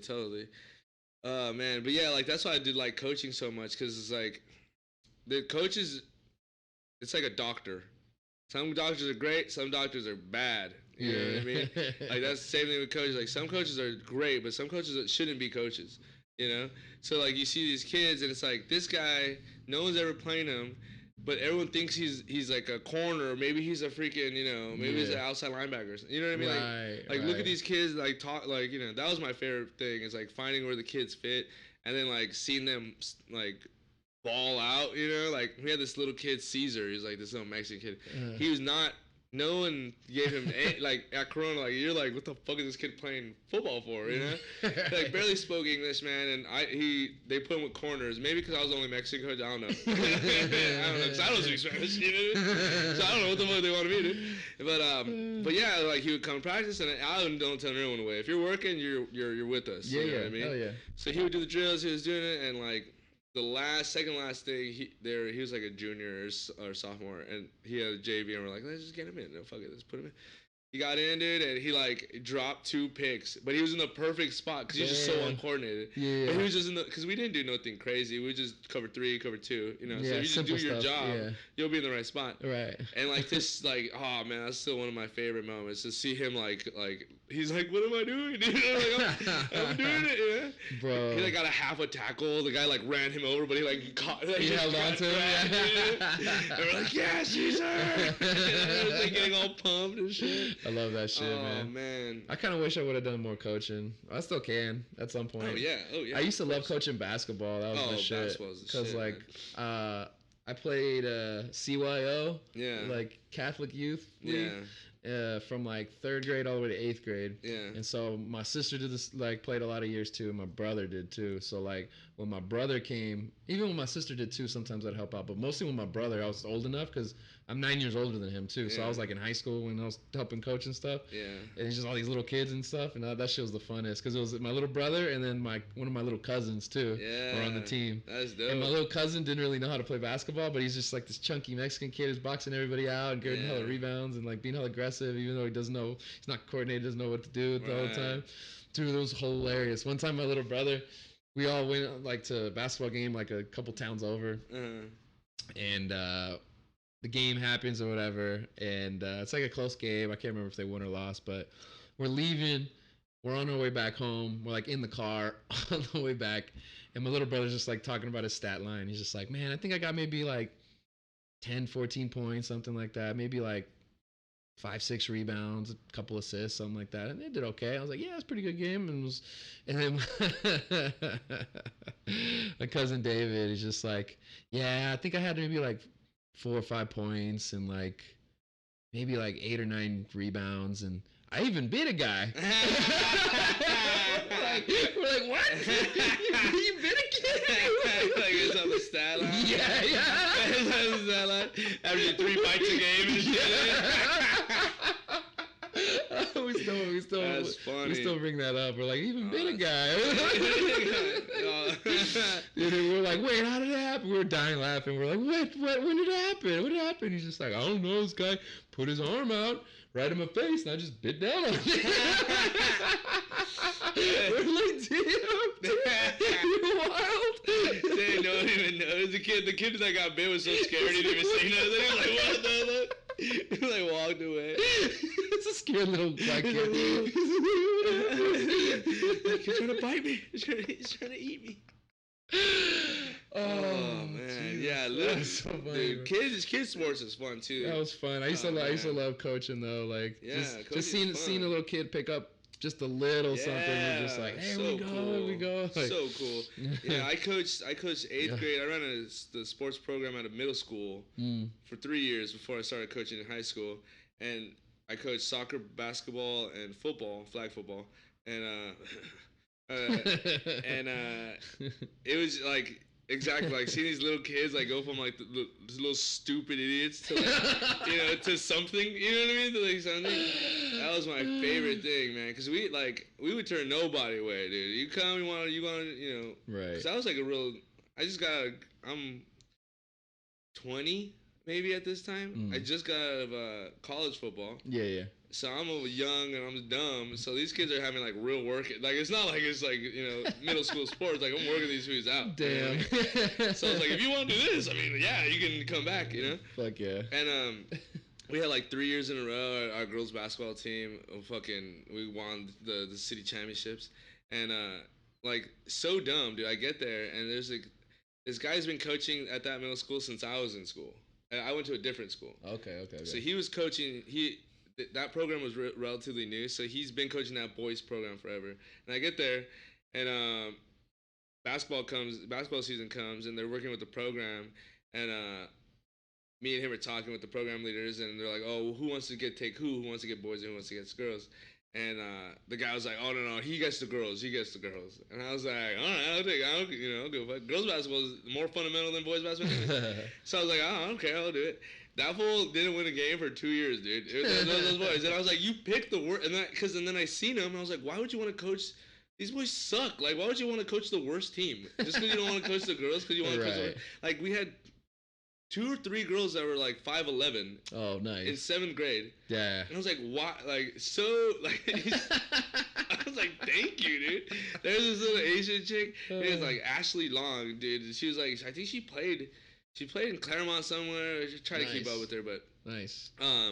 But she had handles, dude. I taught her how to Euro step. Nice. Dude, I had her for 3 years, and like by the time she was in 8th grade, she was like running the team. I didn't have to do nothing. You know what I mean? That's legit, man. It was super cool. And I was like, I always think about that. I was like, that guy hated girls so much that he was like, I'll take these freaking 4-foot idiots. I'll take these freaking losers over here. Oh, it's funny, man. Yeah, dude, I played against some really good girl basketball hoopers back in the day. Man. Like WNBA level hoopers now. Yeah. Like, there was our high school team was the #1 women's basketball team in the country. Holy shit. Yeah, like when I was there, like 3 years running. Whoa. And they were always not anything out of the top 10. Yeah.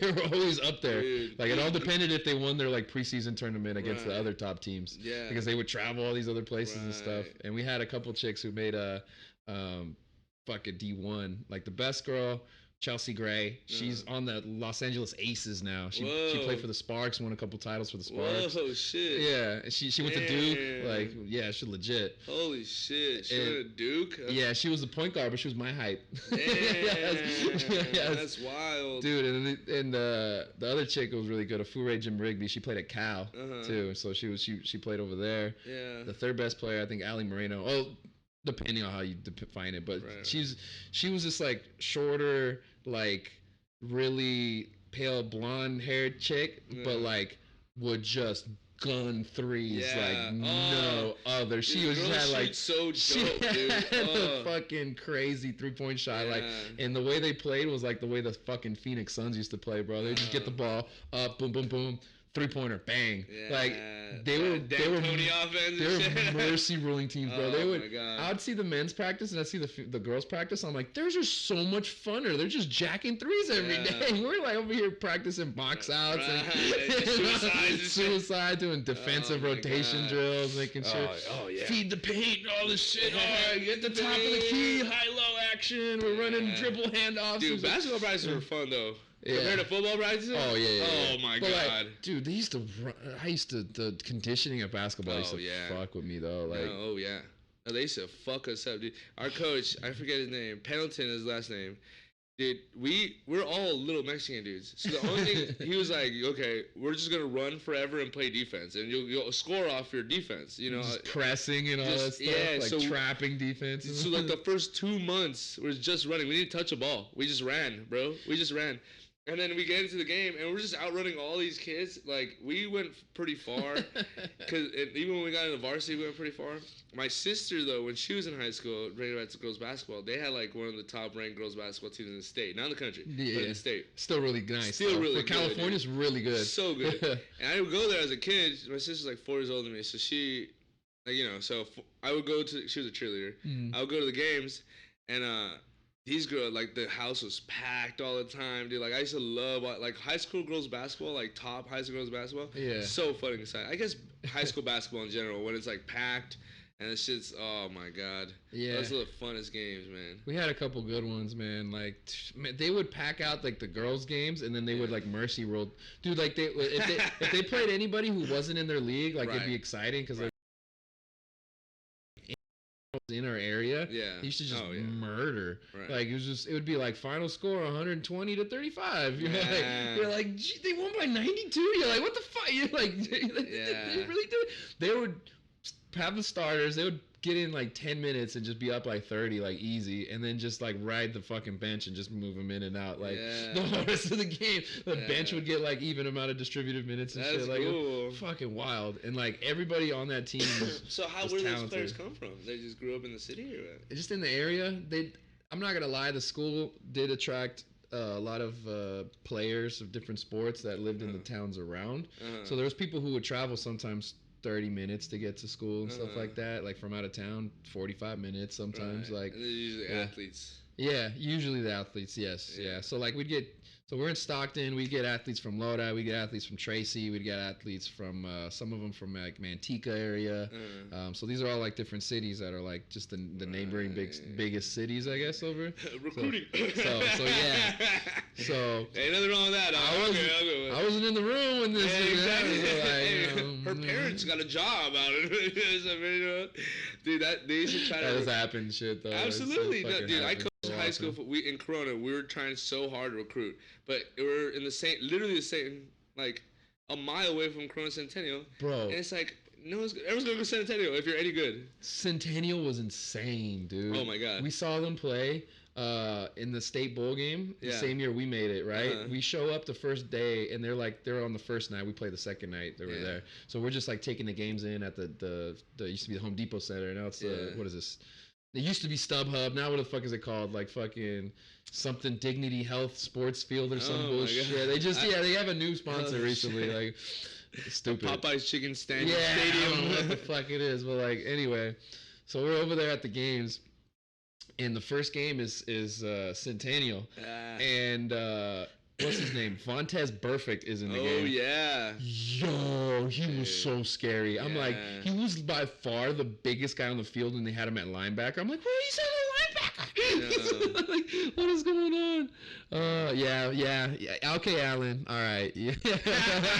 All right, Alan. Surf 89 over here. Dude, that's fucking funny, man. That's real shit. It is real, though. Dude, that's real shit. Dude, I'm from Ball Park, dude. All our players leave. We have like great little like middle school teams. Yeah. Their high school teams suck now. It's like something's happening, bro. Something's happening. Like Bishop Vermont. You ever heard of Bishop Vermont? They take everybody. Everyone goes over there. Damn. So Corona, dude. No one fucks with Centennial out there though. Like Centennial is the top shit. Like their running back went to Oregon, and that when he played us, they're the receiver. Dude, he looked like Dez Bryant. This guy was out there looking like Dez Bryant. Like, swear to God, he didn't even play against us. And I was a DB coach, so, like, we're preparing for him low-key all season. And then I see him after the game, and I was like, man, I've been looking forward to you. And then he didn't even, like, acknowledge me. He was like, this the fuck is this loser? I was like, I clean up. Like, no, I coach you, actually. I was trying to talk to the kids. And like, hey, sign this, dude. Dude, that game was nuts, man. Oh, that game was, Centennial is no joke, man. They, like, and... Because football in California is, because I play with foods in Kansas from Texas. Yeah. So I got to watch, I seen a couple Allen games out in Texas. Oh, just the huge-ass stadiums and stuff out there. Kershaw's High School, it's Highland Park. Yeah, they had Kershaw and Matt Stafford. Yeah, they were teammates back in the day. They both used to pitch. And that one's like in Dallas, so it's like in like the city. What's the other one that was in Permian Panthers? They played against them. It was Dallas. Was it Carter? Yeah.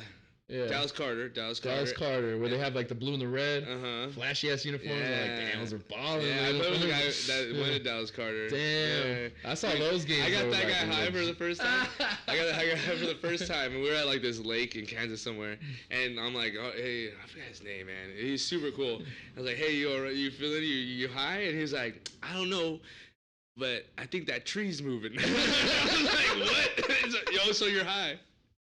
Oh, man. Funny. So funny. Yeah. So, I mean, Texas got some teams. Katy in Houston. Yeah. Katy plays ball, too, man. They're huge. All around where Lay's is located. Where is that? Lay's potato chip?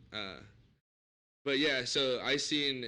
The first year that Kyler Murray was a freshman, I seen those games. I seen one of those games at the stadium. It was a brand new stadium when they built that big old stadium. Damn. I was there. We went there once too. They have an indoor stadium, right? Well, there's like high school teams that have. It's better than any. It's better than Coliseum. It's better than the Rose Bowl, dude. It's huge as fuck, bro. For high school, bro. 3 levels, man, and like. I swear, and like we watched. I've seen pictures of them. Oh, it's fucking awesome. It's huge.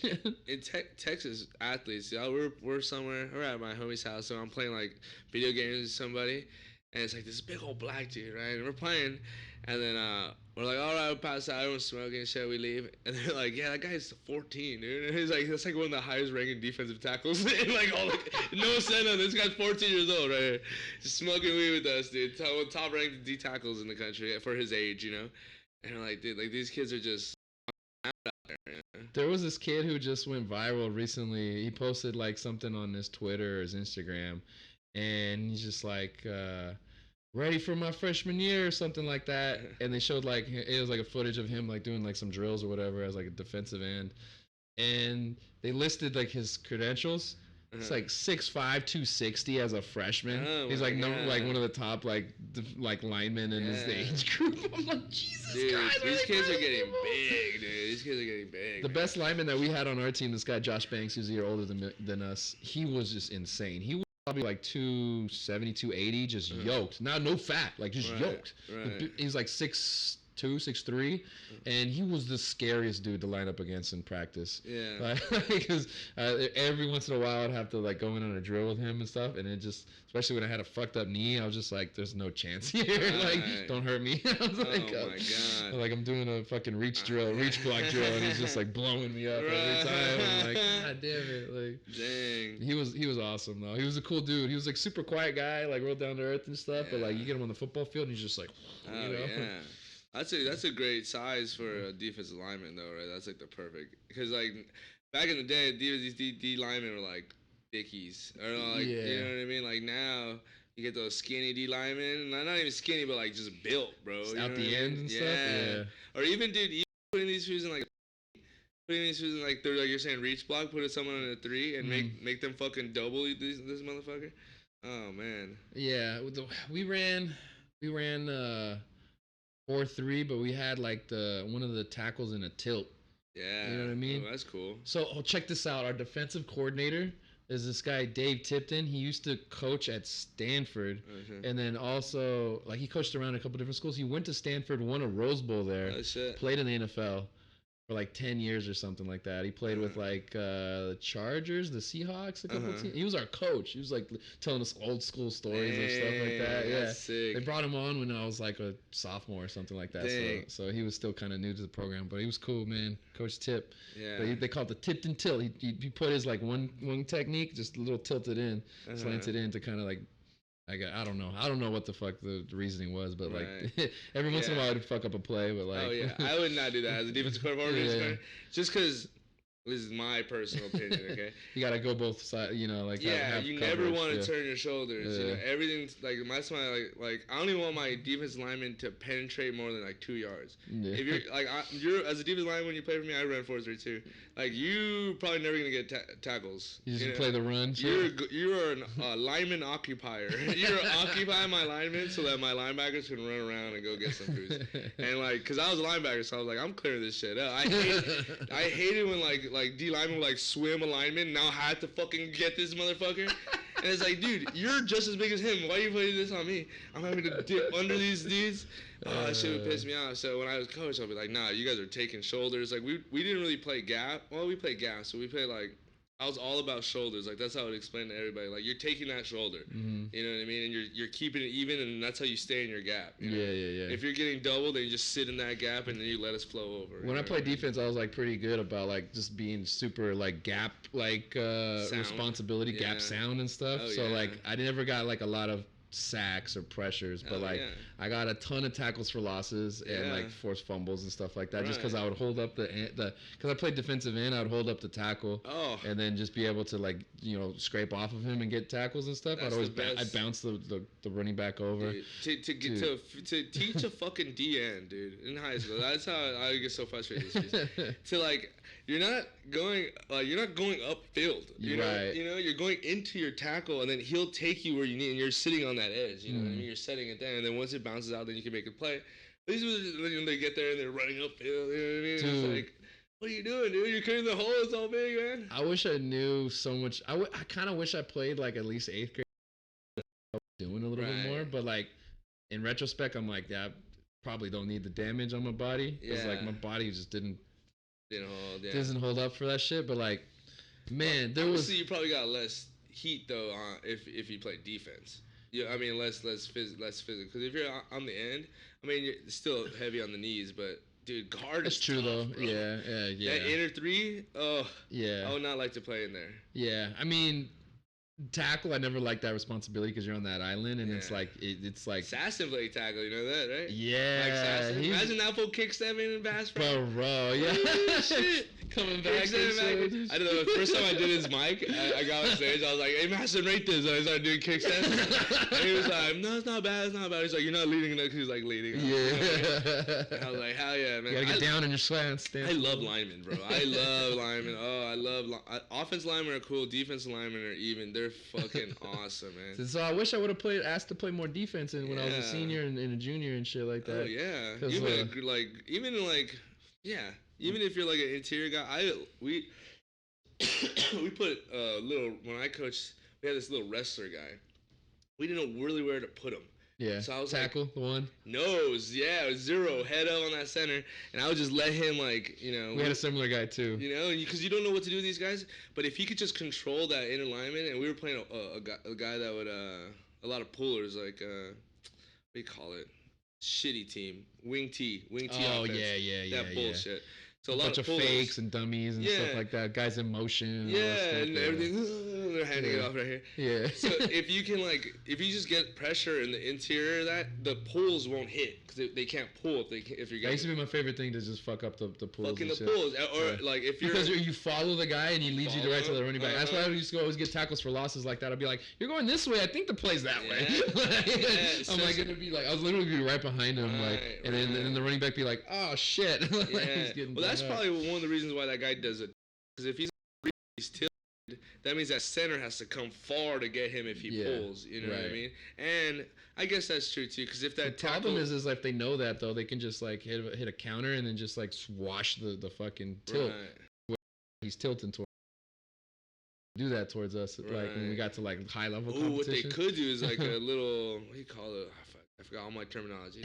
But it's like a little fold block, right? So that the center goes to the 3, and then you don't pull out, you pull right into where that center is. So you pull into like a gap. Yeah. So like a little trap inside. They probably could fuck you with that. Small trap. Yeah. Dude, so when I was younger though, when I played DN, I like didn't know like certain things of like when to step up to pressure the quarterback if I need to, if I'm getting unblocked, or when to try to like come off and like try to get a running back on the backfield, like that kind of stuff, or like when the trap block is coming. Dude, because I remember one time we were playing a team in the Bay Area. Damn it, what freaking I see the uniforms. I don't know the fucking. They used to play in this Catholic league. Modern day. Not modern day. But anyway, we're playing this team, and it's early, the first quarter. And the quarterback, they run like a fake, like a bootleg, right? Like a fake one. Like they fake the stretch and then run a bootleg. And my guy leaves me unblocked, and so I'm like on the end like this, just like shuffling. The quarterback finally runs out. He's like backed up because we punted the ball, and he's got it like inside the 20, inside the 10. He's in the end zone. Oh my God. And I start running towards him, and I think I can get him, and he chops his feet and gives me a shuffle step, and I like reached and whiffed, and like I felt the top of his cleats on my hand, and I was just like, no. It was the only time I could ever got a safety, and I fucking blew it, bro. God. Dude, open field tackling, that's a whole nother subject. Yeah, the open field, I'm just like, because I didn't know how to break down and like fucking just aim for. I didn't know what to aim for, so it was fucking what to look at, and gotta look at the belt line and shit. Cause like, exactly. So coaching here. So when you go blocking shoulders, tackling hips, right? So you're aiming for that near hip. What we would do. I was the open field tackling specialist. I suck at open field tackling as a person. Yeah. You know what I mean? But I was so bad that they coached me a lot. So when I got to coaching, I was so good at it. So everything's, if you ever turn your shoulders, you're fucked. You know what I mean? So you never want to run at them. You want to chop, keep your shoulder square, and let them make the move, and then you just like kind of tackle them there. Yeah, but I learned later in this because it was early in the season too. So by the end of the season, I knew guys would run into you sometimes too, stuff like that. So don't overcommit all the time. Don't overcommit. Be patient. They're not going nowhere. You know what I mean? Yeah.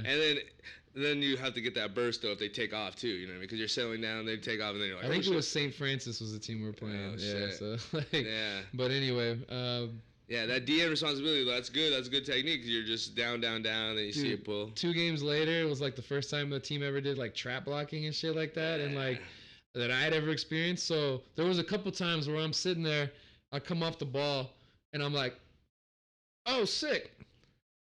I'm being unblocked. What's going on here? And then I'm like looking around at the quarterback, like trying to find. Exactly. Where behind him? I just see like some dude. Where behind him? I just proceeded to just. Where behind him? Play over and over again. I'm like, fuck. I'm like, how do I do? What do I do here? Finally saw the film. They're like, you just gotta like. Come in and then just lower your shoulder into him. If you're unblocked, look inside. Someone's coming, baby. Someone's coming. I was like, dude fucked me up like 4 or 5 plays in a row, and I was like, oh my God. Like, man. Oh, that's just. I learned quick. You learn quick.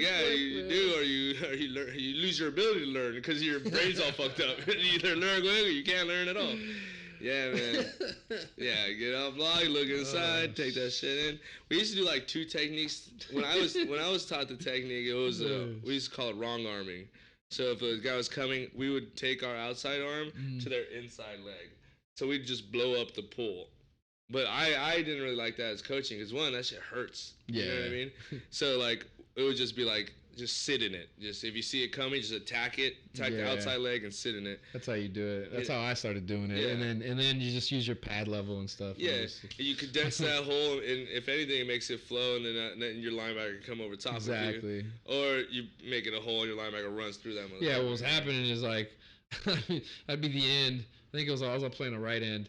And then the puller or the down blocks would go this way away from me, and then I'd just be chilling, and then that guy would just come out, wham, and pull me out, and then the counter would come right here through, and the linebackers couldn't react in time. So then after a while, just like, okay, now I got to condense with them too. So they're moving here.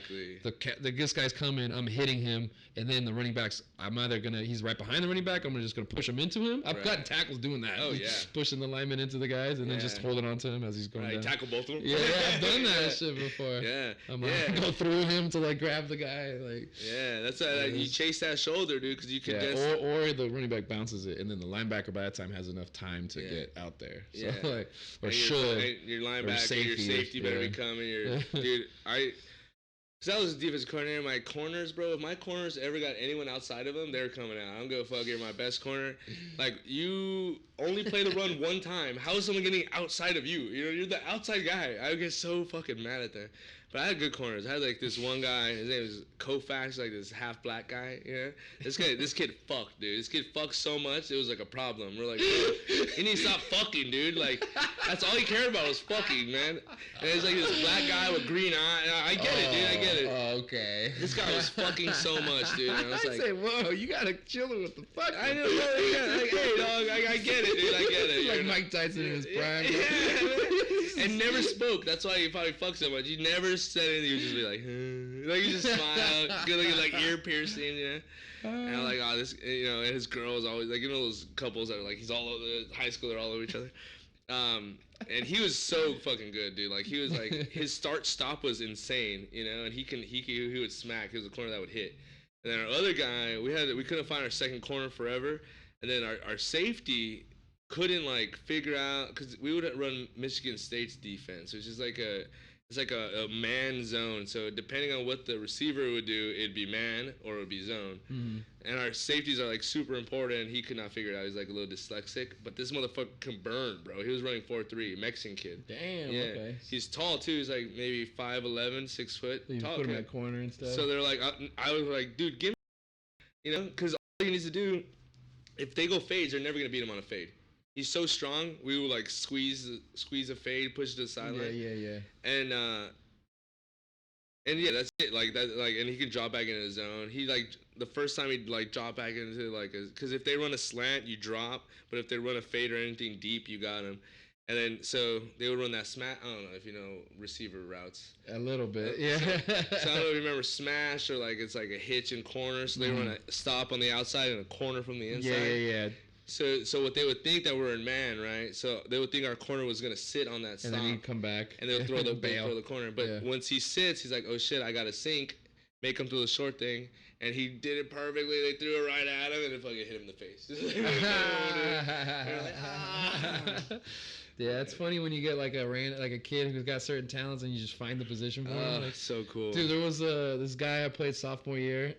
He played with us just JV year. This guy Tajwar Senga, this Indian kid, right? He's like kind of like you look at him and you'd be like, this is not the most athletic looking dude ever. Yeah. He's just like kind of frumpy looking or whatever, and like he didn't move super well.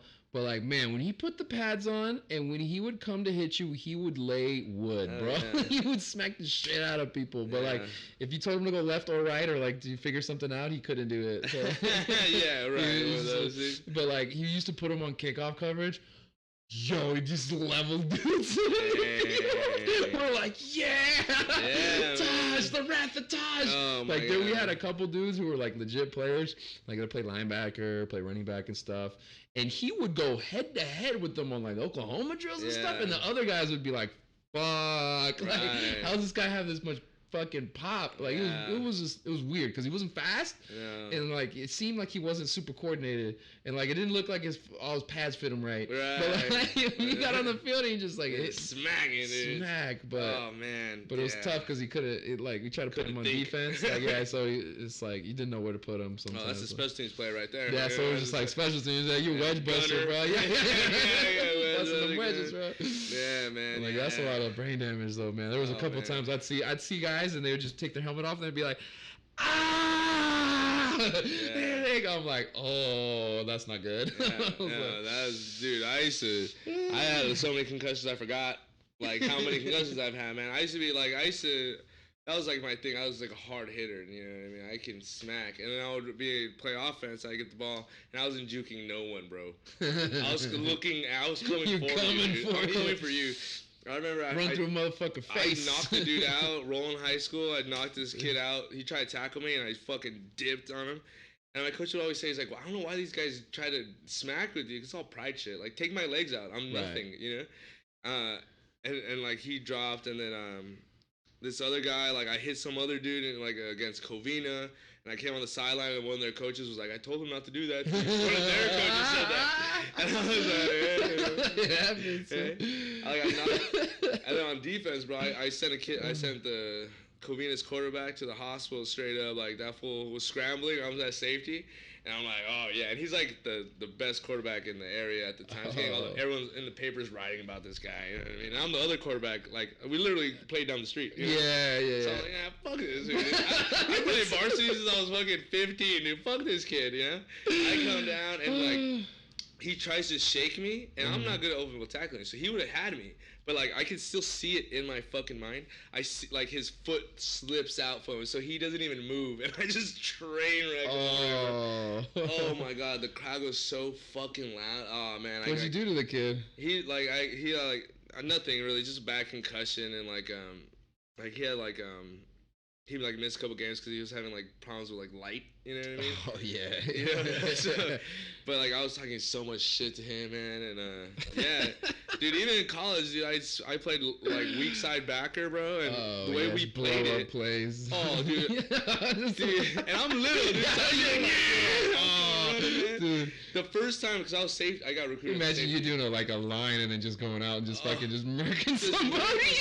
Because we would do it on purpose. I forget how we would do it, but like they would zone away from us, and we'd play it so that the backside hole was open. So if I just ran that backside angle, the running back would never see me. I would just fucking come running through it. And I was a safety, but I was so slow. They're like, we're gonna move you linebacker, you know, because you know all the calls, you know what to do. The first drill they put me in, the first we were running live inside run. They do the same thing, zone away, and I come just smack this dude. And everyone was like, what the fuck? Where the fuck is this coming from, man? Oh, dude, I used to love that shit. I used to love hitting so much. Dude, so when I was a lineman, I was undersized, so like I tried not to like go up head to head with guys. Yeah. I had to be smart with my shit. And then like I knew my body and stuff. Like, dude, there was a couple times I led the wood on people, but like I tried not to do it that often. I was like, my job's done here blocking, and I'm not gonna go over like to do shit. Like there were some people that would be ridiculous with it though. Yeah. Well, with offensive lineman, like it is. It's just like, you know, like if the you 5 shield seconds, it, you know, you got it. If you got that hole right. You know, like when I would for like 5 seconds at the most of the time. Yeah. If it's like a stretch play. Yeah, if it's a zone stretch and you're trying to get to his shoulder still. Right. Like when I coached, I was not for the big hit, dude, because like you get big hits because you're not doing good technique. You're just running through foods. So like if that guy's good, he'll just gonna like, and you're gonna run right behind him. You know? And like so open field tagging is all shuffling. So if a hit was if someone was like a big hitter, I'll be like, bro, because I'm still fucked up from it, you know? Right, like, dude. My neck hurts all the time. Both my shoulders are fucked up. My back, I have like a disc that's out of place in my back. We had this one kid who was like a big hitter, right? And he was like a linebacker, and he was a little undersized. He was maybe like 5'8", but he was putting in work in the room, in the weight room and shit. So he would just get like yoked to smack fools, and like that's what he like did, and like, bro. The thing that happened with him is he just kept smacking people too hard. He kept dislocating his shoulder. Yeah. He couldn't play. Yeah. Like, so he was like, wasn't playing that much. And Yeah. There was rumors that he was doing some other shit, dude, like to fucking get like, you know what I mean, like to get that big. That's probably why those shoulders aren't right. Right. So as a kid too, like getting on like shit. I don't know if he did or not, but like he was kind of aggro. Pimpled up. Yeah. Got mad pimples. You know, you got a 15-year-old with back pimples. So there was competition, obviously, in the weight room over who could like bench the most, who could squat the most, and all that stuff. Everybody who was like at the top was like one of those big, huge guys, like 6'2" plus. So it was like over 250 to 280, whatever. And then you had him, and he was like 215, but like 5'8". But like was just maxing out almost the same as these other guys. Shit, I was just like, he was like benching more than I was and stuff at the time. I was like, fuck, bro, like it's fucking crazy. He'd be doing. I think I seen him do like 3 plates before. Like it was fucking crazy. I'm like, damn, bro, like you know, because we every once in a while we do some PRs and stuff like in the weight training. And man, that's wild, man. Yeah, fuck that shit. Never again, bro. I'm never lifting weight. I'm never hitting a guy. I just broke my arm playing basketball. I'll probably never play basketball. I'm still out here lifting, but I'm not gonna try to hit people. Right. How you doing on time? You doing all right? Well, I'm getting close to the time. All right. But what you got going on? You got any shows or anything you working on? Well, we got Accidental Chaos show every month. By the time this comes out, I think tomorrow's really gonna happen. But and then I mean on IG is most of my shows and stuff. I don't get booked as much as I'd like to, but you know one of these days, you know what I mean? One of these days I'll have something. We're trying to get a podcast going. Idiots United is where I have like I'm looking at here. Idiots United is my comedy band stuff with Buster Brown. We said him earlier. Eric Cerrone, he does all this like music stuff. That's pretty much it. That's pretty much trying to get a podcast, trying to get all pro like you out here. You know what I mean? Get some mics and lights. I mean, we're doing it. You know, little by little, we're putting it together, bro. I feel you, man. Yeah, well, thanks for having me. This shit is so much fun, man. Oh yeah. Thanks for inviting me. We were just talking football for like an hour. I think we were. Dude. We got carried away, man. I was like, dang. I was like, it's 6 o'clock. Dude. You get 2 old football players in, it's over, dog. It's over. We're talking techniques. You better be able to watch this shit. Like we're not talking reach blocks and fucking down blocks and all this shit. Inside baseball. Yeah, really, bro. Like this is a podcast for like fucking football heads, and that's it. Yeah, legit. It's all comedy. It's like comedy for like 10 minutes. All right. But fuck yeah, no, that shit was so much fun, man. Yeah, we'll have you back on to talk about that shit, bro. Because I am interested. Because like when I first started, you were one of the people I see all the time, just grinding and shit like that too. And I feel like you probably saw the same in me. So we're kind of, I feel like we were like, hey, what's up? Like we kind of fuck with each other. Definitely feel like we're the same generation for sure. You know what I mean? I feel it. You know, because man, I always enjoy seeing you, my guy. Always good to see. You know, I'm always like, oh, there's that beanie. There's that beanie. Dude. See this motherfucker. Yep. Same likewise, man. It's always chill. Catch at mics and shit at shows. And all that stuff, man. Yeah, man. I'm excited, dude. Yeah, you know, this is going to be cool. We're going to be doing this for 20 plus years, you know how it goes. We'll fucking see. We'll see if we can put the Mario Brothers comedy tour or something. That's what we're going to work, dude. That needs to happen. All the way up the coast, baby. Hey, we do it, bro. Oh, yeah. Oh, we were talking about Denver, huh? Yeah, maybe Denver. Denver. Well, we talking about Phoenix, maybe Vegas, Reno. Yeah, that'd be fun. Maybe the Bay. We're putting it out there. We're manifesting. We're trying to manifest this right now. If you got a spot in any one of those locations, let us know. You Twitchers, you know. Oh, shit, everybody's watching on YouTube. Later. Right. Oh, sorry, Twitch us, not on a hard R. Stupid. Dumb. Oh man. What else? I'm trying to remember if there's anything else. But yeah, I was gonna say we gotta talk comedy at some point and shit like that, cause like, I feel like I saw you a lot in like the downtown LA shit. Yeah. Like when that was happening before. Right. So, I would consider myself. I'm not from LA. I'm from San Gabriel Valley, Ballpark, but I do consider myself LA comic. I started downtown, Silver Lake. You know, that's really my scene. And it's still kind of, I'm moving more Hollywood now, but not because I make any money, because that's where it is. It's just like not that many options right now. There's really not that many options. There's gonna be more slowly but surely, but we'll get our own stuff too. You know, we're trying to throw for comics and anyone that's to come. We're gonna have an idiots open mic at our house soon. Oh shit! So we're gonna put that on. Probably Sundays. 'Cause nothing goes on Sundays. An early day, like 3 or something. You know? Whereabouts? In Echo Park. Oh hell yeah! It's literally right by the lake. Fuck yeah! It's right, like the freeway splits up the lake in our house. Nice. Okay, so you're on the other side of the freeway there? Yeah, on the side of the freeway. Fuck yeah. So right there. Right next to the library. Right next to that. It's called the Shed Mic in our shed. Currently my truck is parked there with a flat tire, but hey, you can't have it all. Put some air in that bitch, change that shit out, something like that. Someday. Put it on the jack, baby. Nah, I just keep putting air in it, let it get flat. Put air in it, whatever. Don't patch it up. It'll tell me up when it fucks me up. It'll tell me when it fucks up. The rims all bending over. I love my car. Oh shit! All right, so where you at on Instagram? Instagram at _MARZZZ 19 Mars 19. That will be changed soon. But for the it's time. It's a terrible name. I did it when I started it when I wasn't doing comedy. So now I'm gonna try to get something catchy. I got you, man. I mean? But yeah, so a lot to come. Hopefully, if I stop doing never mind. Heroin, dude. You guys ever do? That's why I came here, man. Where's my heroin, dude? Oh man, I just got weed. I'm sorry. I'm a bad host. That's a heroin OG. That's what it is. All right, yeah, man. The heroin shit. That H, that dog food. That H, dude. That heroin, bro. Oh damn. Nah, man. I'm afraid of needles. Yeah, I feel you on that shit. Anyway, you can find me on Instagram at Puro Caballero, PUROCABALLERO. For all you gringos, boom, boom, boom. So yeah, this is the Puro Caballero show. You know what, dude? One thing I'll say before we go. You taught me how to roll my L's, or just to pronounce L's in Spanish. Oh, Caballero. With the Y? Dude, once you said that, like everything in my head clicked, dude. Everything like opened up. I was like, oh, I figured that. Dude, so I had to say that. Thank you to that. You got it, bro. Dude. I'm here for you. But yeah, we have an Instagram for the podcast. It's at the Puro Caballero Show. The link is on my bio as well. Puro Caballero Show right now on Twitch. It is also going to be on YouTube by tomorrow. And then, yeah, we'll get the audio up onto my SoundCloud, which will let you put it on my Spotify, which will do it on Apple Podcasts, Google Podcasts, pretty much everywhere you get podcasts. You know what I'm saying? TuneIn and all that stuff. TuneIn app, something like that. But yeah.